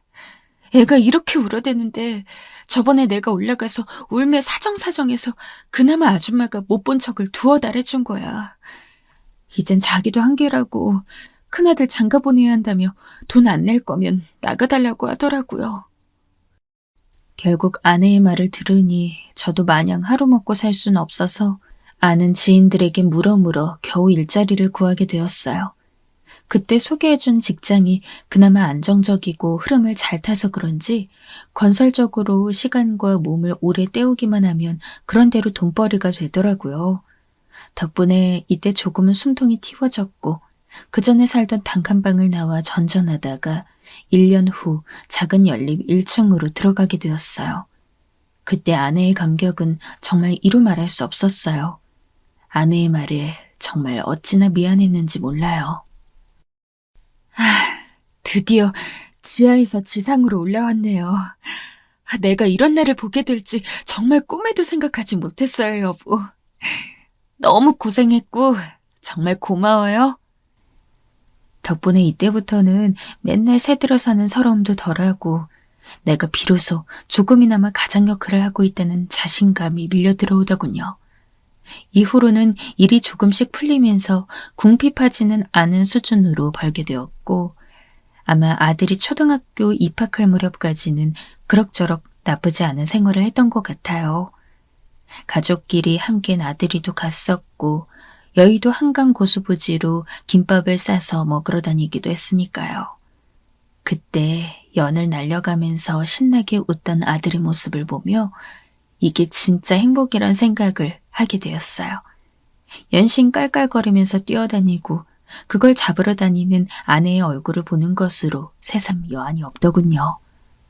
그런데 이후부터 저는 그렇게 제가 증오하고 증오했던 아버지의 말을 되새기며 왜 아버지 말을 듣지 않았는지 저 자신을 원망하게 되었어요.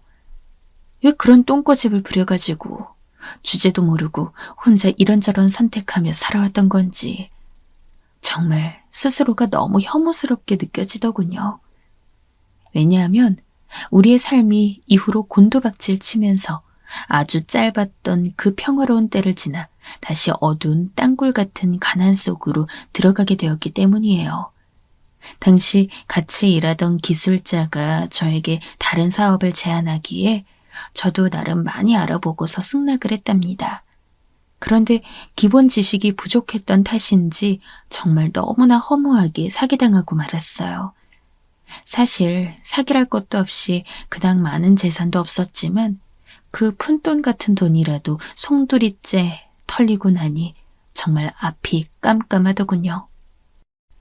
왜 이렇게 내 인생은 쉽게 가는 법이 없는 건지, 아니면 정말 그렇게 내가 증오하고 미워했던 형이나 아버지 말대로 제대로 뭐라도 배운 다음에 가정을 일구는 게 맞았을까요?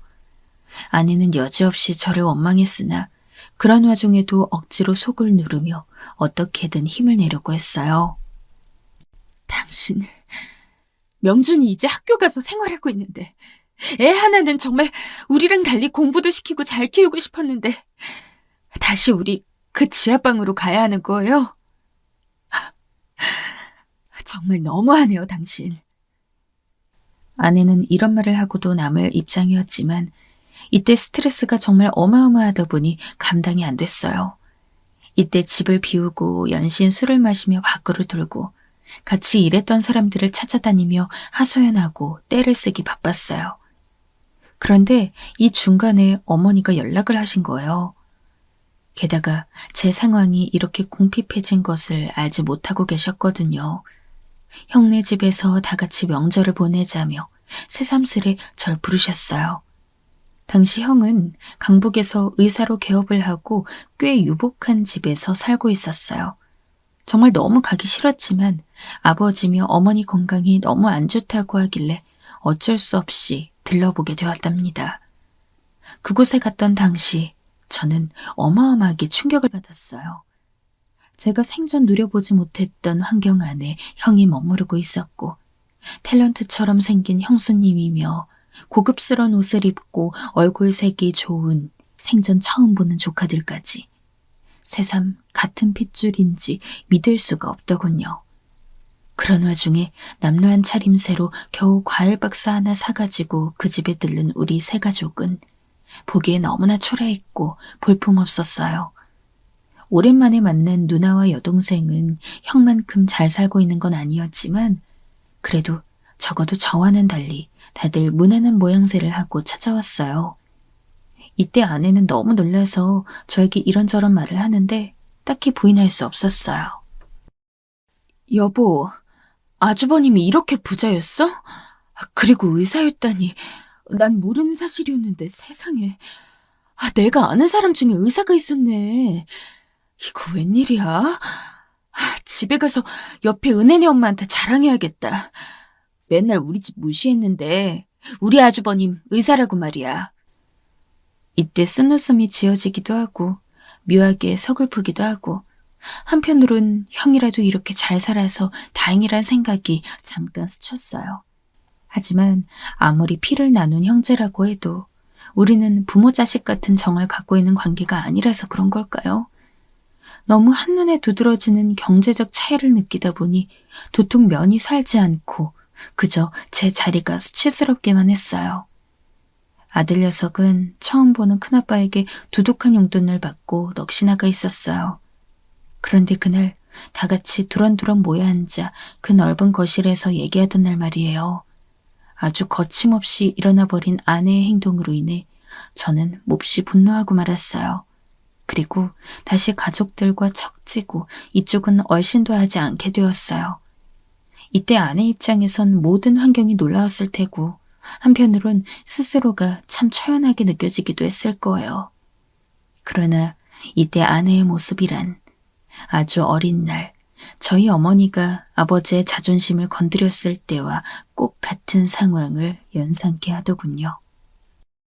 바로 제 형제들, 누나와 형, 그리고 여동생들 앞에서 저의 이 고단한 형편 얘기를 해버린 거예요. 그것도 찔끔찔끔 울어가면서 너무 괴롭다고 말입니다.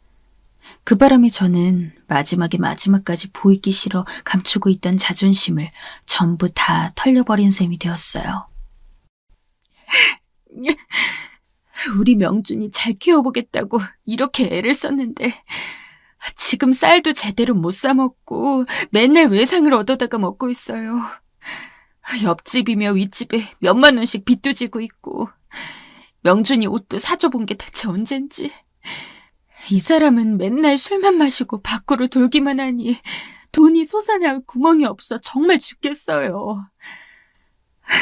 이렇게 시댁이 유복한 줄 알았다면 한 번이라도 연락을 해서 얼마라도 좀 껐을 텐데.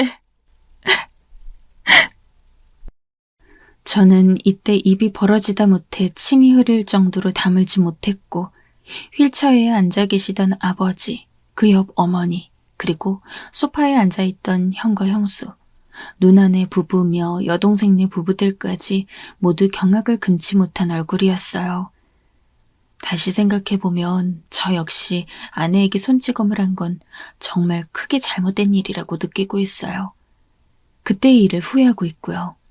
하지만 아내도 꼭 그렇게 내 가족들 앞에서 정말 거의 몇 년 만에 마주한 데다가 끝끝내 내키지 않는 자리를 억지로 갔던 그곳에서 말이에요.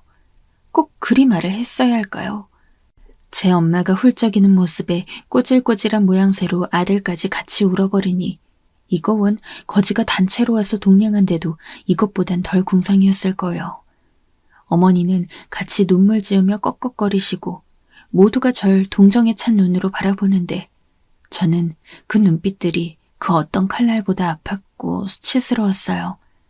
결국 빠르게 채비를 하고 일어나라고 했고 아내는 울면서 왜 그러냐는 얼굴로 저를 보더군요. 당신 지금 이게 뭐 하는 짓이야? 빨리 일어나라고. 내 기분은 생각도 안 하는 거야? 당장 안 일어나? 아내는 거기다 또 반박하는데 정말 참을 수 없었어요. 아니, 내가 내 입 갖고 말도 못해요? 말이야 바른 말이지. 내가 못할 말 했냐고요. 우리가 지금 이렇게 가난한데 이런 부자로 살고 있는 시댁 어른들한테 말해서 도움도 좀 받고. 이때 저는 못 참고 아내의 뺨을 거세게 올려붙였어요. 결혼하기 전이나 그 후로 지금 이 순간까지 처음이자 마지막으로 말이에요. 다들 얼어붙은 얼굴로 절 봤고 조카들은 처음 보는 작은아버지의 이런 만행에 놀랐던지 하나둘씩 놀라 울기 시작하더군요. 제 아들조차 놀라서 엉엉 우는 것을 그대로 손을 잡아 끌고 전 밖으로 나왔어요. 아내는 뒤늦게 가방을 들고 볼을 부여잡으며 내리울면서 그렇게 따라 나왔고요. 이후로 저는 가족들 앞에서 완전 모습을 감췄고 죽은 사람이나 마찬가지인 모양새로 살게 되었어요. 그런 수치심을 갖고 몇 번은 집에 엎어진 듯 누워있기도 했지만 그래도 마냥 그렇게 살 수는 없어서 다시 일을 시작했죠. 그러는 사이 아내도 일을 시작하게 되었답니다. 내가 잘못 생각했어요.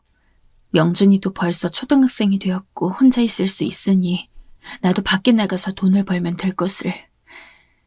저기 아는 언니가 소개해준 곳이 있어서 거기로 나가보려 해요. 여기 시장 안쪽에 있는 작은 가게인데 좀 도와주면 얼마씩 준다고 하더라고요. 아무튼 당신도 힘 좀 내봐요.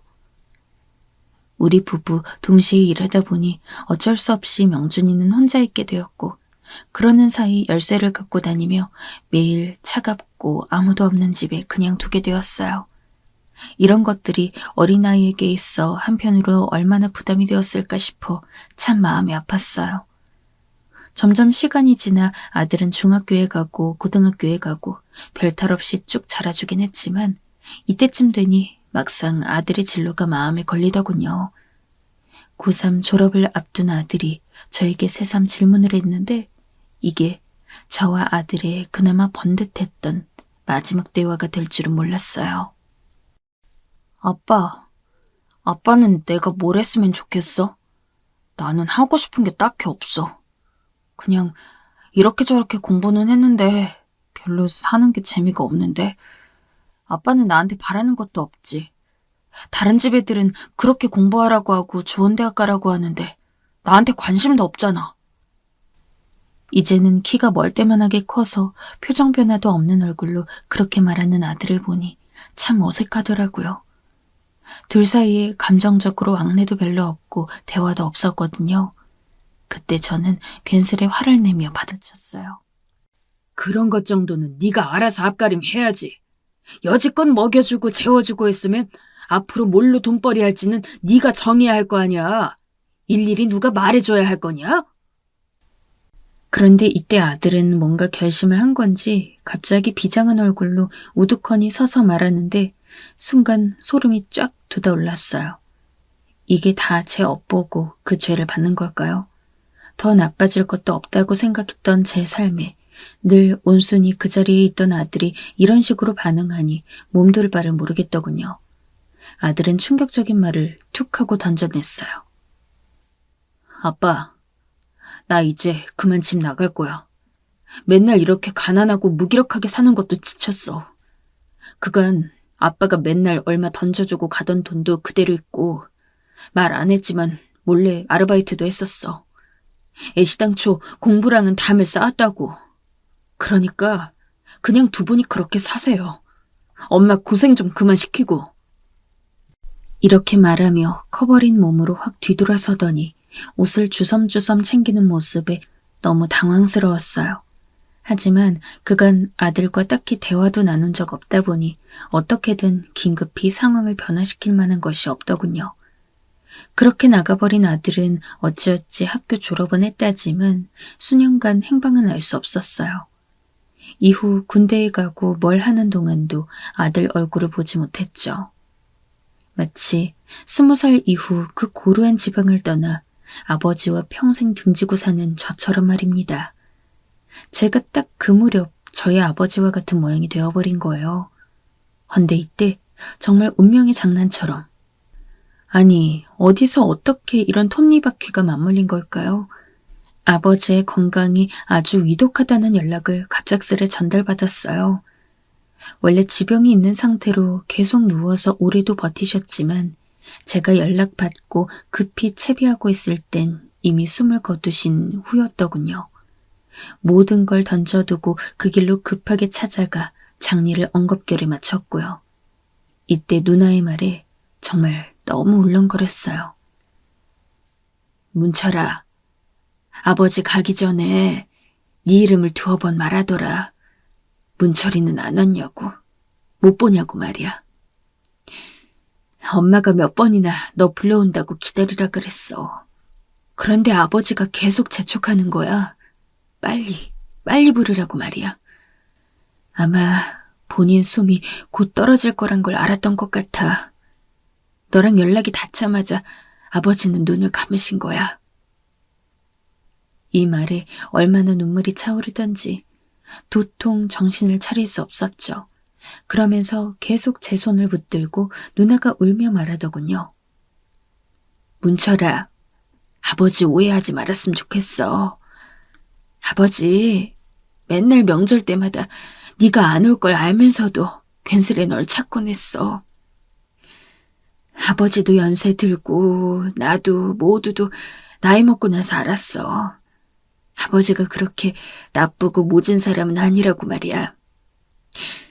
자기 때문에 생떼 같은 아들을 거리로 내몰았다며 그렇게 죄책감을 갖고 사셨나 봐. 엄마는 늘 그걸 속상해했어. 이때는 이미 어머니마저 치매로 요양원에 들어가 계실 때였고 제 얼굴도 잘 기억 못하는 정도였어요. 여러 상황을 듣고 나니 대체 어디서부터 이런 것들이 잘못 얽히고 얽힌 건지 너무 속상하더군요. 거기서 그만 저도 눈물이 와르르 쏟아지고 말았어요. 누나, 나도 그렇게 해서 지금 아버지랑 똑같아. 나도 우리 명준이 내 아들과 연락이 그렇게 끊겨버렸어. 꼭 내가 집을 나갔던 그 나이랑 똑같이 말이야. 누나, 나도 얘가 어디서 지금 어떻게 살고 있는지 몰라. 대체 어디서 잘못된 걸까? 아버지가 잘못한 걸까? 내가 잘못한 걸까? 난 어떻게 해야 해? 이런 부분에 대해 이제 어머니께 털어놓고 애처럼 울 수도 없고 그나마 나를 애틋하게 봐주는 누나를 붙잡고 한참 오열하며 눈물 콧물 다 쏟았어요. 끝내 저는 아버지와도 직접 마주하고 끈을 풀어보지 못한 채 하늘과 땅으로 각각 갈라지게 되었어요. 그나마 아버지의 장례를 계기로 해서 간간히 가족들과 연락하게 되긴 했지만 여전히 형과는 어색한 기류가 컸기에 연락을 못하겠더군요. 이후로 저는 멍하니 시간을 보내고 있고 아내는 저 몰래 아들과 연락을 취하고 있는지 그렇게 불안해 보이진 않았어요. 가끔 제가 물어보면 모른 척하고 잘 말해주지도 않더군요. 난 몰라요. 당신도 모르는데 내가 어떻게 알겠어요. 그래도 명준이 친구들 많았으니까 어떻게든 걔네들이랑 어울려서 잘 살겠죠. 명준이 똑똑한 애니까 뭐든 알아서 잘할 거예요. 다 커서 나간 거니까 우리 너무 걱정하지 말아요. 아들이라면 끔찍하게 생각하는 아내가 저렇게 별 문제 없다는 듯 말하는 걸 보니 아무래도 뭔가 아는 구석이 있어 그런 것 같더군요. 그런 면에선 한숨을 놨지만 전 여전히 돌아가신 아버지 그리고 사이가 나빠 멀어져 버린 아들 생각에 우울감이 밀려왔어요. 그렇게 내가 뭔 정신으로 살고 있는지 모르는 중에 시간은 야속하게 흐르고 또 흐르더군요. 허나 정말 죽으라는 법은 없었나 봐요. 저의 계절에도 꽃이 새로이 피는 것이 느껴지더군요. 글쎄, 아들이 거진 9년 만에 돌아온 거예요. 그것도 번듯하게 어딘가 자리를 잡아서는 아주 기세 좋게 제 발로 걸어 들어온 거예요. 여전히 저와 눈을 맞추지 않고 어색했지만 옆에 앉아 제 엄마가 차려준 밥을 먹으며 하는 말을 들으니 아주 울컥하더군요. 그래서 나 지금 사업하고 있는데 조금은 자리를 잡아가고 있어. 주변에 이미 이걸로 자리 잡은 친구들도 몇몇 있고 나뿐만 아니라 투자를 해준다는 사람들이 있거든. 작은 원룸도 생겼고. 이제 얼마간 집으로 용돈도 내가 매달 얼마씩 드릴까 해. 솔직히 이 집도 그만 탈출할 때 되지 않았어? 들어오는데 정말 너무 구질구질해서 눈물이 나더라. 아들의 말은 거칠어졌고 저를 본체만 채 하고 있었지만 그래도 제 발로 이렇게 돌아와 준 게 내심 고마워 눈물이 맺히더군요. 안 듣는 척 등을 돌리고 TV를 보면서도 온몸이 아들의 말을 향해 집중해 있고 촉을 세우고 있었어요. 그렇게 해서 아들은 이틀에 한 번씩 꼭 집에 들러 저녁마다 제 엄마 밥을 먹었고 제 착각인지 모르겠지만 마치 저보고 들으라는 듯 자기 근황을 말하더군요. 전 그것만으로 만족했고 몹시 고맙게 느꼈어요. 어릴 때부터 내가 그렇게 표현도 많이 못하고 공놀이도 못해줬지만 그래도 사는 이유가 되었던 내 아이. 이 아이가 발길을 끊고 난 뒤 저는 너무 가슴이 허전했으니까요. 그러던 어느 날 아들이 먼저 저에게 말 걸었어요. 그렇게 드문드문 왕래해 온 지 거의 2년 만의 말이에요. 이때 가슴이 너무 뛰어서 제대로 대답도 못했답니다. 아빠, 저기 나 사업하는 곳 가볼래? 한 번도 안 봤잖아. 한번 가보자. 내가 보여줄게. 아들이 뭘로 벌어먹고 사는지는 알아야 할 거 아니야. 이때 겨우 말 같은 말을 하면서 저도 허둥지둥 대답했고 아내와 함께 급하게 채비하고 아들 차로 가보게 되었어요. 제 눈엔 어린 녀석이라지만 어느덧 30대를 넘겼고 몇 달간 묘하게 월 100만 원 정도씩 제 엄마에게 준다길래 궁금해했었는데요. 한 층을 꽤 넓게 쓰고 있는 그럴듯한 사무실을 갖고 있더군요. 언제 이런 능력을 키운 건지 참 희한하기도 하고 대견하기도 하면서 한편으론 살짝 불안한 느낌도 있었어요. 이게 다 부모의 노파심이다 싶어 그냥 입을 다물고 있었고 최대한 아들에게는 그저 이제 무조건 긍정해주는 아비가 되고 싶어 속으로만 생각할 뿐이었고요. 그런데 왜 이렇게 저는 타이밍을 지독히도 못 맞추는 이쪽으로 지리멸렬하게 능력 없는 인간일까요? 말해야 할 때 못하고 하면 안 될 때 해버리는 거꾸로 인생을 살고 있는 것 같아요. 이 무렵 의심 가는 상황이 좀 보였지만 굳이 참고 있었는데 결국 그게 도화선이 되어 엄청난 사건이 터지고 말았어요. 설마 그래도 별거 아니겠지. 다 좋은 사람들이 아들의 뒤를 봐주는 거겠지 하고 애써 눈 감았는데 그게 아닌 겁니다. 주변에 있던 친구놈들이 아들에게 보기 좋은 덤터기를 씌워서 바지 사장으로 세워둔 것이었고 아들은 그런 상황을 제대로 분별 못한 채 돈만 만지며 좋아하고 있었던 거예요. 이때 다급하게 아들로부터 전화가 걸려왔어요. 처음으로 제 엄마가 아닌 저에게 전화를 했죠. 아빠, 저기 나 지금 회사가 큰일 났어. 내 사무실 와봤잖아. 거기가... 아빠, 나 어떡해? 망하게 생겼어. 당장 그 얼마야? 저기 한 4천만 원만 날 좀 도와줘, 아빠. 이거라도 어떻게 해서 구슬려 봐야 돼. 제발, 아빠. 거의 실성하다시피 하는 목소리로 애걸복걸하는 아들을 두고 제가 뭐라고 답할 수 있었겠어요. 정말 절박하게 매달려 말하는 목소리를 듣고 저도 어쩔 줄 몰랐지만 제 수중에 그런 돈은 있을 리 없었죠. 노가다 하면서 벌어먹고 살고 집 상태도 처참한데 말이에요. 그나마 아내가 아들이 주는 돈 100만 원을 아껴서 모아둔 돈이 얼마 있을 뿐이었어요. 전에 네가 엄마 준 거 돈 몇백만 원 있을 거야. 그거라도 주마. 그거라도 주면 되겠냐? 일단 명준아, 너 진정 좀 해라. 어? 지금 어디냐? 하지만 아들은 제 이런 대답이 실망스러웠는지 한 몇 초간 그냥 듣고만 있더니 그대로 전화가 끊어져 버렸어요. 잠에서 깬 아내는 무슨 일이냐고 묻고 둘 다 뒤숭숭한 상태로 그렇게 새벽이 올 때까지 아무것도 못하고 머리만 부여잡았어요. 그러다 해가 밝아오니 아내가 말을 꺼내더군요. 여보, 우리 일단 명준이한테 가봐요. 돈 얼마 안 되더라도 어떻게든 해야지. 애가 필요하다면 여기저기서 뭐든 해봐요, 우리. 일단 가자고요. 처음으로 저는 그날 아내가 말한 아들이 혼자 살고 있는 원룸에 발을 들이게 됐어요. 번화가 쪽에 있는 친구 한 명과 같이 살고 있다던 원룸이었는데요. 엘리베이터 타고 쭉 올라가는데 낯선 환경이 어색하기도 하면서 정말 이 공간에 우리 아들이 살고 있나 싶어 실감도 안 났어요. 그러니 알 수 없는 불안감이 자꾸 밀려오면서 마음도 안정되지 않았는데요.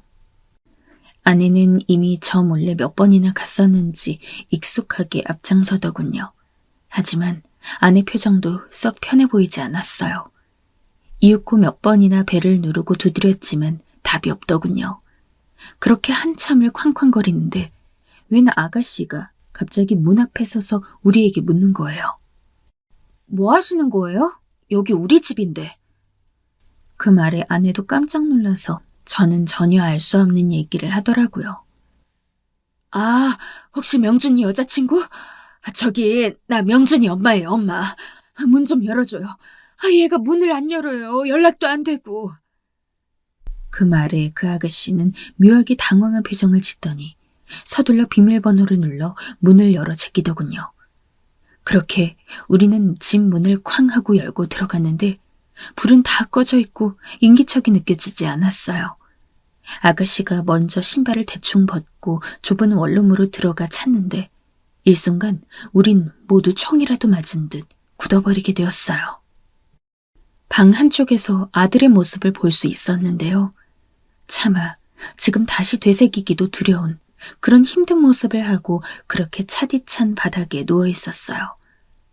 누가 보아도 숨이 붙어있는 사람의 모습으로 보이지 않았기에 그 모습에 아가씨와 제 아내는 동시에 주저앉아 버렸습니다. 거기서 제 아내는 쓰러지다 못해 기절했고 이 상황을 저 또한 당장 받아들이기 힘들어 한참을 그렇게 있었어요. 아들은 대체 무슨 일이 그렇게 억눌렀는지 몰라도 그런 선택을 하지 않으면 안 되는 기로에 있었던 걸까요? 저는 이때 있는 힘껏 아들의 상태를 보며 슬퍼할 수도 주저앉을 수도 없었어요. 나라는 인간이 과연 아들이라고 이 생명을 세상 밖에 낳아놓고 그간 뭘 해준 게 있었을까?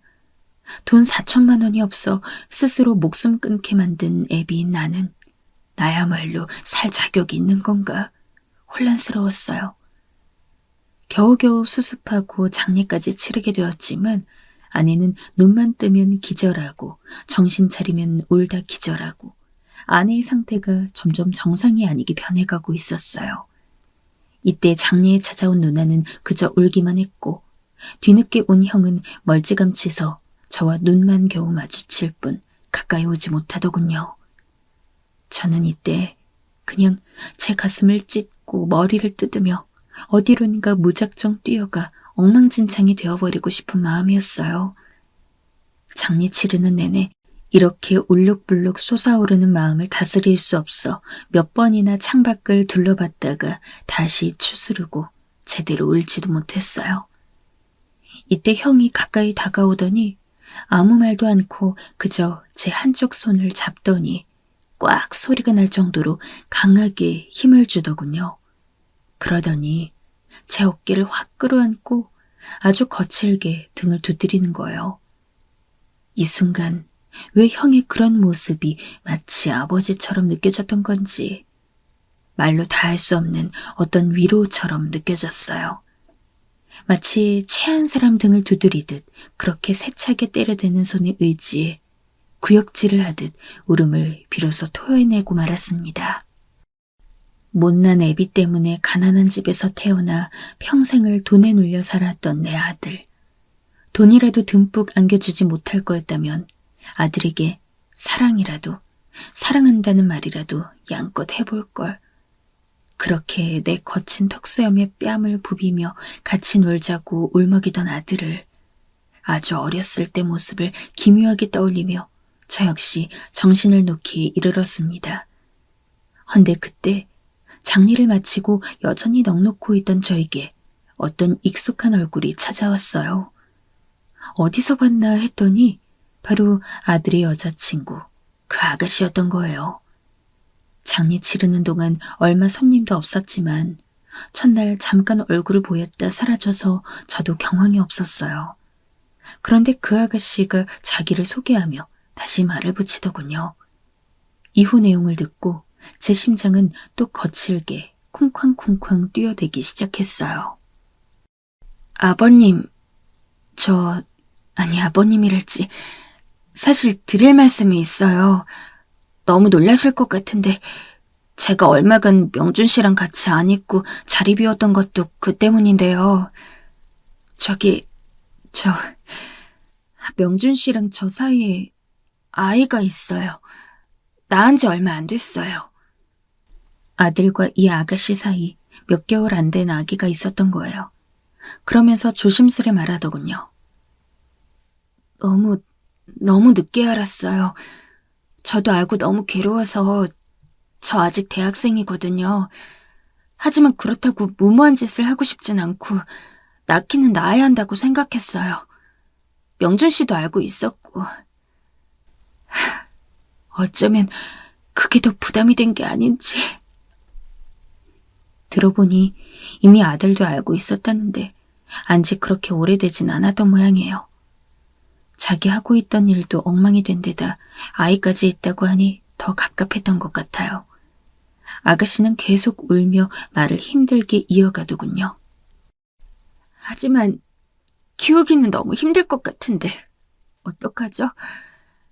저희 집에서 아직 잘 모르고 있어요. 알면 애를 고아원에 보내버리라고 할 거예요. 힘드신데 이런 말씀까지 드려서 죄송해요, 아버님.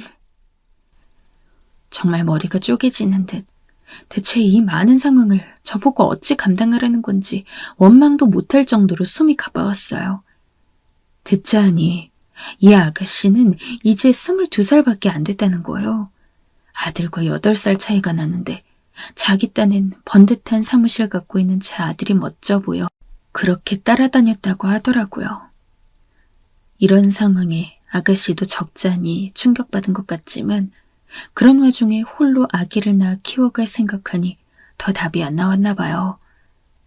이때 머릿속에서 벌레가 기어다니는 듯 계속 왱왱거렸지만 이놈의 가난 때문에 아들을 멀리 보냈다며 매 순간 기절 상태에 이르는 아내에게 더 짐을 지워줄 수 없었어요. 결국은 피가 끓어오르는 아픔을 억지로 눌러가며 이 상황을 제가 책임지기로 했어요. 아가씨로부터 의사를 정확히 듣고 얼마 지나 그 아기를 데려오게 되었는데요. 이름은 민우라고 지었다더군요. 아기를 보는 순간 얼마나 눈물이 왈칵 쏟아지던지 짙은 눈썹 산 굴곡이며 옆으로 긴 눈밑까지 이런 것들이 완전 저와 명준이 그리고 저희 아버지를 쏙 빼닮은 남자아이였던 거예요. 왕왕 울어대는 그 갓난아기 몸에 고개를 파묻고 저 역시 오열했고 아가씨는 아기 물품을 저에게 챙겨다 주며 그저 죄송하다는 말만 하며 눈물을 흘렸어요. 이후로 제가 할 일은 너무나 많았기에 아픈 아내에게는 크게 이렇다 저렇다 말하지 못하고 혼자 처리하게 되었죠. 그간 꾹꾹 누르고 있다가 큰일이 있을 때만 연락이 닿았던 누나에게 먼저 전화를 걸었고 염치 없이 이런 상황을 말하며 도움을 청했어요. 좀 도와달라고 말이에요. 누나는 듣고 당연히 놀랄 수밖에 없었을 거예요. 명준이... 세상에... 명준이한테 아들이 있었어? 아휴, 어떻게 된 거야 대체. 가서 좀 보자. 어디니 너 지금? 내가 가서 좀 봐야겠다. 누나는 한 걸음에 달려왔고 당장 아내 앞에서 아기를 신경 쓰기 힘든 제 사정을 듣더니 당분간 자기가 돌보겠다며 데려가 주었어요. 저는 이미 제가 책임질 생각을 하고 있었기에 이후로는 정말 어렵지만 힘들게 내린 결론, 바로 형을 찾아 경제적으로 손을 벌리는 길을 택하게 되었어요. 작은 집이라도 적어도 저 핏덩이를 돌볼 수 있는 집 같은 집이라도 얻어야겠다는 생각을 했거든요. 아들을 잃고 온 넋을 다 놓고 있던 저는 손주마저 아들 같은 인생을 살게 하고 싶지 않았어요. 형에게 찾아가 무릎을 꿇고 구걸하는 한이 있더라도 어떻게든 형의 도움을 빌리고 싶었어요. 형 역시 누나에게 먼저 사정을 전해드렸는지 제가 굳이 찾아가기도 전에 전화를 걸어왔더군요. 그리고 내용을 듣고 저는 완전히 무너져 버렸어요. 다 들었다. 명준이한테 아들이 있었다니. 문철이 네가 졸지 할아버지가 되었구나. 넌 정말 뭐든 나보다 빠르네. 직장 찾는 것도 결혼도 자식도. 형은 한번 침을 크게 삼키더니 목이 맨 소리로 한두 마디씩 힘겹게 뱉더군요. 문철아, 그만 형에게도 좀 기회를 주지 않을래? 너가 힘들게 사는 게 다 형 탓인 것 같아서 나는 늘 마음이 편치 않았어. 그 갓난에게 명준이 아들은 꼭 내가 도와주고 싶다. 그럴 수 있게 해줘라, 응? 형은 제가 몰랐던 사실을 이후로 쭉 늘어놓더군요. 우리 옛날에 살던 집 거기 사서 갖고 있다가 내가 수년 전에 개조했어. 가끔 들를 일 있으면 쓰려고 했는데 그러지도 못했다. 그 집 거기서 사는 게 어떠니? 너만 괜찮다면 당장 주말이라도 형이 데려가서 보여줄게. 있을 거 다 있고 지방이긴 하지만 차로 얼마든지 서울로 나올 수 있어. 일단은 문철아, 형이랑 한번 가보자. 이때 저는 홀린 듯이 알겠다고 했고 그 주에 시간을 내어 형과 만났어요. 형을 따라 옛날 고향길을 따라 내려가다 보니 가며 보이는 풍경 하나하나가 다 새롭고 알 수 없는 감정들만 차오르더군요. 내가 어쩌다 이곳을 떠났었는지, 떠날 때 어떤 심정이었는지 등등 많은 것들이 다 섞이고 섞여 복잡한 기분이었어요. 그렇게 익숙한 골목들이 보이고 또 전혀 새로운 건물들이 질비해 있어 정말 여기가 그 동네인가 싶었네요. 그러던 중 형은 도착했다며 한 자그마한 건물 앞에서 차를 세우더군요. 따라가 보니 글쎄 4층으로 되어 있는 건물이었어요. 1층부터 해서 4층까지 전부 가정집처럼 되어 있고 TV에서 본 모델하우스처럼 되어 있는 곳이더군요.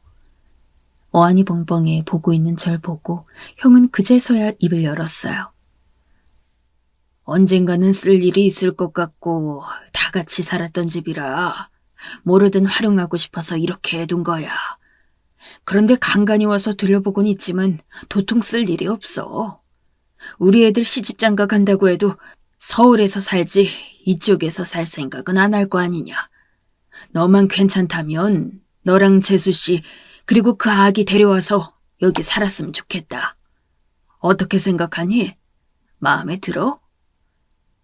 저는 정말 문자 그대로 꿈을 꾸는 것만 같았어요. 제가 살아온 일에 단 한 번도 그런 공간에서 일상을 꾸려본 적 없었거든요. 너무나 말도 안 되는, 분이 넘치는 그런 집이란 말밖에 안 나오더군요. 제 반응을 보고 형도 대강 알아들었는지 빠르게 일을 처리하기 시작했어요. 아직 힘들어서 거동하기 어려워하는 아내를 설득하는 게 가장 큰 일이긴 했지만 살기 싫다는 소리만 계속하는 걸 보니 무슨 수를 써서라도 데리고 내려와야겠더군요. 중간에 누나가 몇 번이나 저와 통화하고 사진을 보내면서 명준이 아기를 잘 데리고 있음을 확인시켜주기도 했어요. 이때 누나와 형으로부터 얻은 도움을 뭐라 말할 수 있을지, 그 둘은 6남매 중 가장 못살고 비참한 상황이 있는 제가 늘 마음에 걸렸다고만 하더군요. 나머지 여동생 셋은 여전히 대면대면한 관계였지만 아무래도 절 동생으로 둔 누나와 형은 마음이 그렇지 않았나 봅니다. 이후로 우리는 어렵사리 아내와 함께 그 집으로 들어오게 되었고 아내는 힘든 와중에도 이게 무슨 상황이냐며 어이없어 했어요. 여기가, 아니, 아주버님이 주신 집이에요? 이런 곳이 있었다고요? 아내는 놀라워하면서도 또 얼마 안 돼 이내 엄청난 큰 소리로 울부짖었어요. 이때는 저도 결국 참지 못하고 같이 통곡하게 되었어요. 아이고 불쌍한 내 애기 우리 명준이. 고생만 하다간 우리 명준이.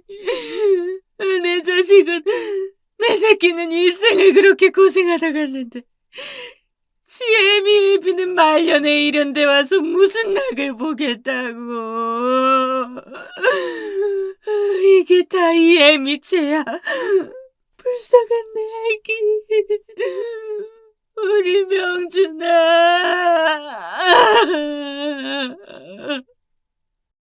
그렇게 울며 가슴치며 한참을 쏟아내고 나니 저도 정말 여기서 덜컥 사는 게 맞는지 순간 헷갈리더군요. 아내 말이 틀린 것 하나 없이 느껴지기도 했고요. 그런데 그때 퍼뜩 아기 생각이 났어요. 언제건 아내에게 해야 할 얘기였기에 결국 그때 털어놓고 말았고 아내는 한동안 사실을 받아들이지 못했어요. 그게 정말이에요? 명준이한테 아기가 있었다고요? 아들이? 어디 있어요? 당신 어디다 뒀어요? 빨리 보여줘요. 거짓말하는 거 아니죠? 세상에, 어디 있냐고요? 이때 급히 연락해서 누나가 저녁쯤에 차를 몰고 조카와 함께 아기를 데리고 와주었어요. 그렇게 엉겁결에 죽은 아들이 남기고 간 손주를 안아본 아내는 더 나올 눈물이 있었는지 싶었을 정도로 그렇게 쓰러지듯 통곡하고 말았습니다. 이후 얼마간은 누나가 아침 저녁으로 조카와 함께 와서 아기를 같이 봐주었고 차차 우리가 손에 익어갈 무렵 많은 지침사항들을 알려주고 곁을 떠났어요.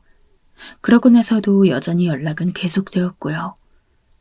그렇게 손주를 어찌어찌 키웠고 엉겁결에 할아버지 할머니가 되어버린 우리 역시 형과 누나로부터 원조를 받아가며 시간을 보내왔어요. 제 손주 민우가 지금 10살이 다 되도록 형은 아직 본인 손주를 못 보고 있는 상황이라 그런지 자기 친손주 마냥 신경을 써주고 있습니다. 저와 아내는 그간 너무 많은 고생을 했고 정말 이렇게 살다 죽으라는 건가 싶은 시간들을 오래도록 보내왔어요. 허나 아들이 남기고 간 손주와 계속 보내왔던 시간은 전에 없이 우리가 조금도 맛보지 못했던 새로운 인생을 사는 것만 같아요. 아들을 키울 때 충분히 보내지 못했던 시간들, 애정 표현도 제대로 해주지 못했고 잘 먹이지도 입히지도 못했던 날들, 그런 날들을 지나 한 핏줄이 되어 서로 부대끼며 산다는 것이 무엇인지 손주를 키우며 알게 되었어요. 손주는 자기 애비를 닮은 부분도 있지만 그렇지 않은 부분도 있어서 함께 있는 동안 참 많은 것들을 보고 배워가고 있어요. 현재 우리 손주는 제 할미와 할배를 아주 좋아하고 또 좋아해요. 엄마 아빠 없이 자라게 한 것에 대한 미안함이 크지만 저는 아빠로 있을 때도 없는 거나 마찬가지인 삶을 아들에게 주었기 때문에 손주에게는 정말 할 수 있는 모든 것을 다 떼내고 또 떼내어 주고 싶어요. 손주에게도 그리고 아내에게도 앞으로 있을 제 앞날에도 바라는 것은 아무것도 없어요. 여한 없이 제가 줄 수 있는 모든 것을 다 불살라버릴 만큼 태워가며 준 다음 미련 없이 눈을 감고 싶을 뿐이에요.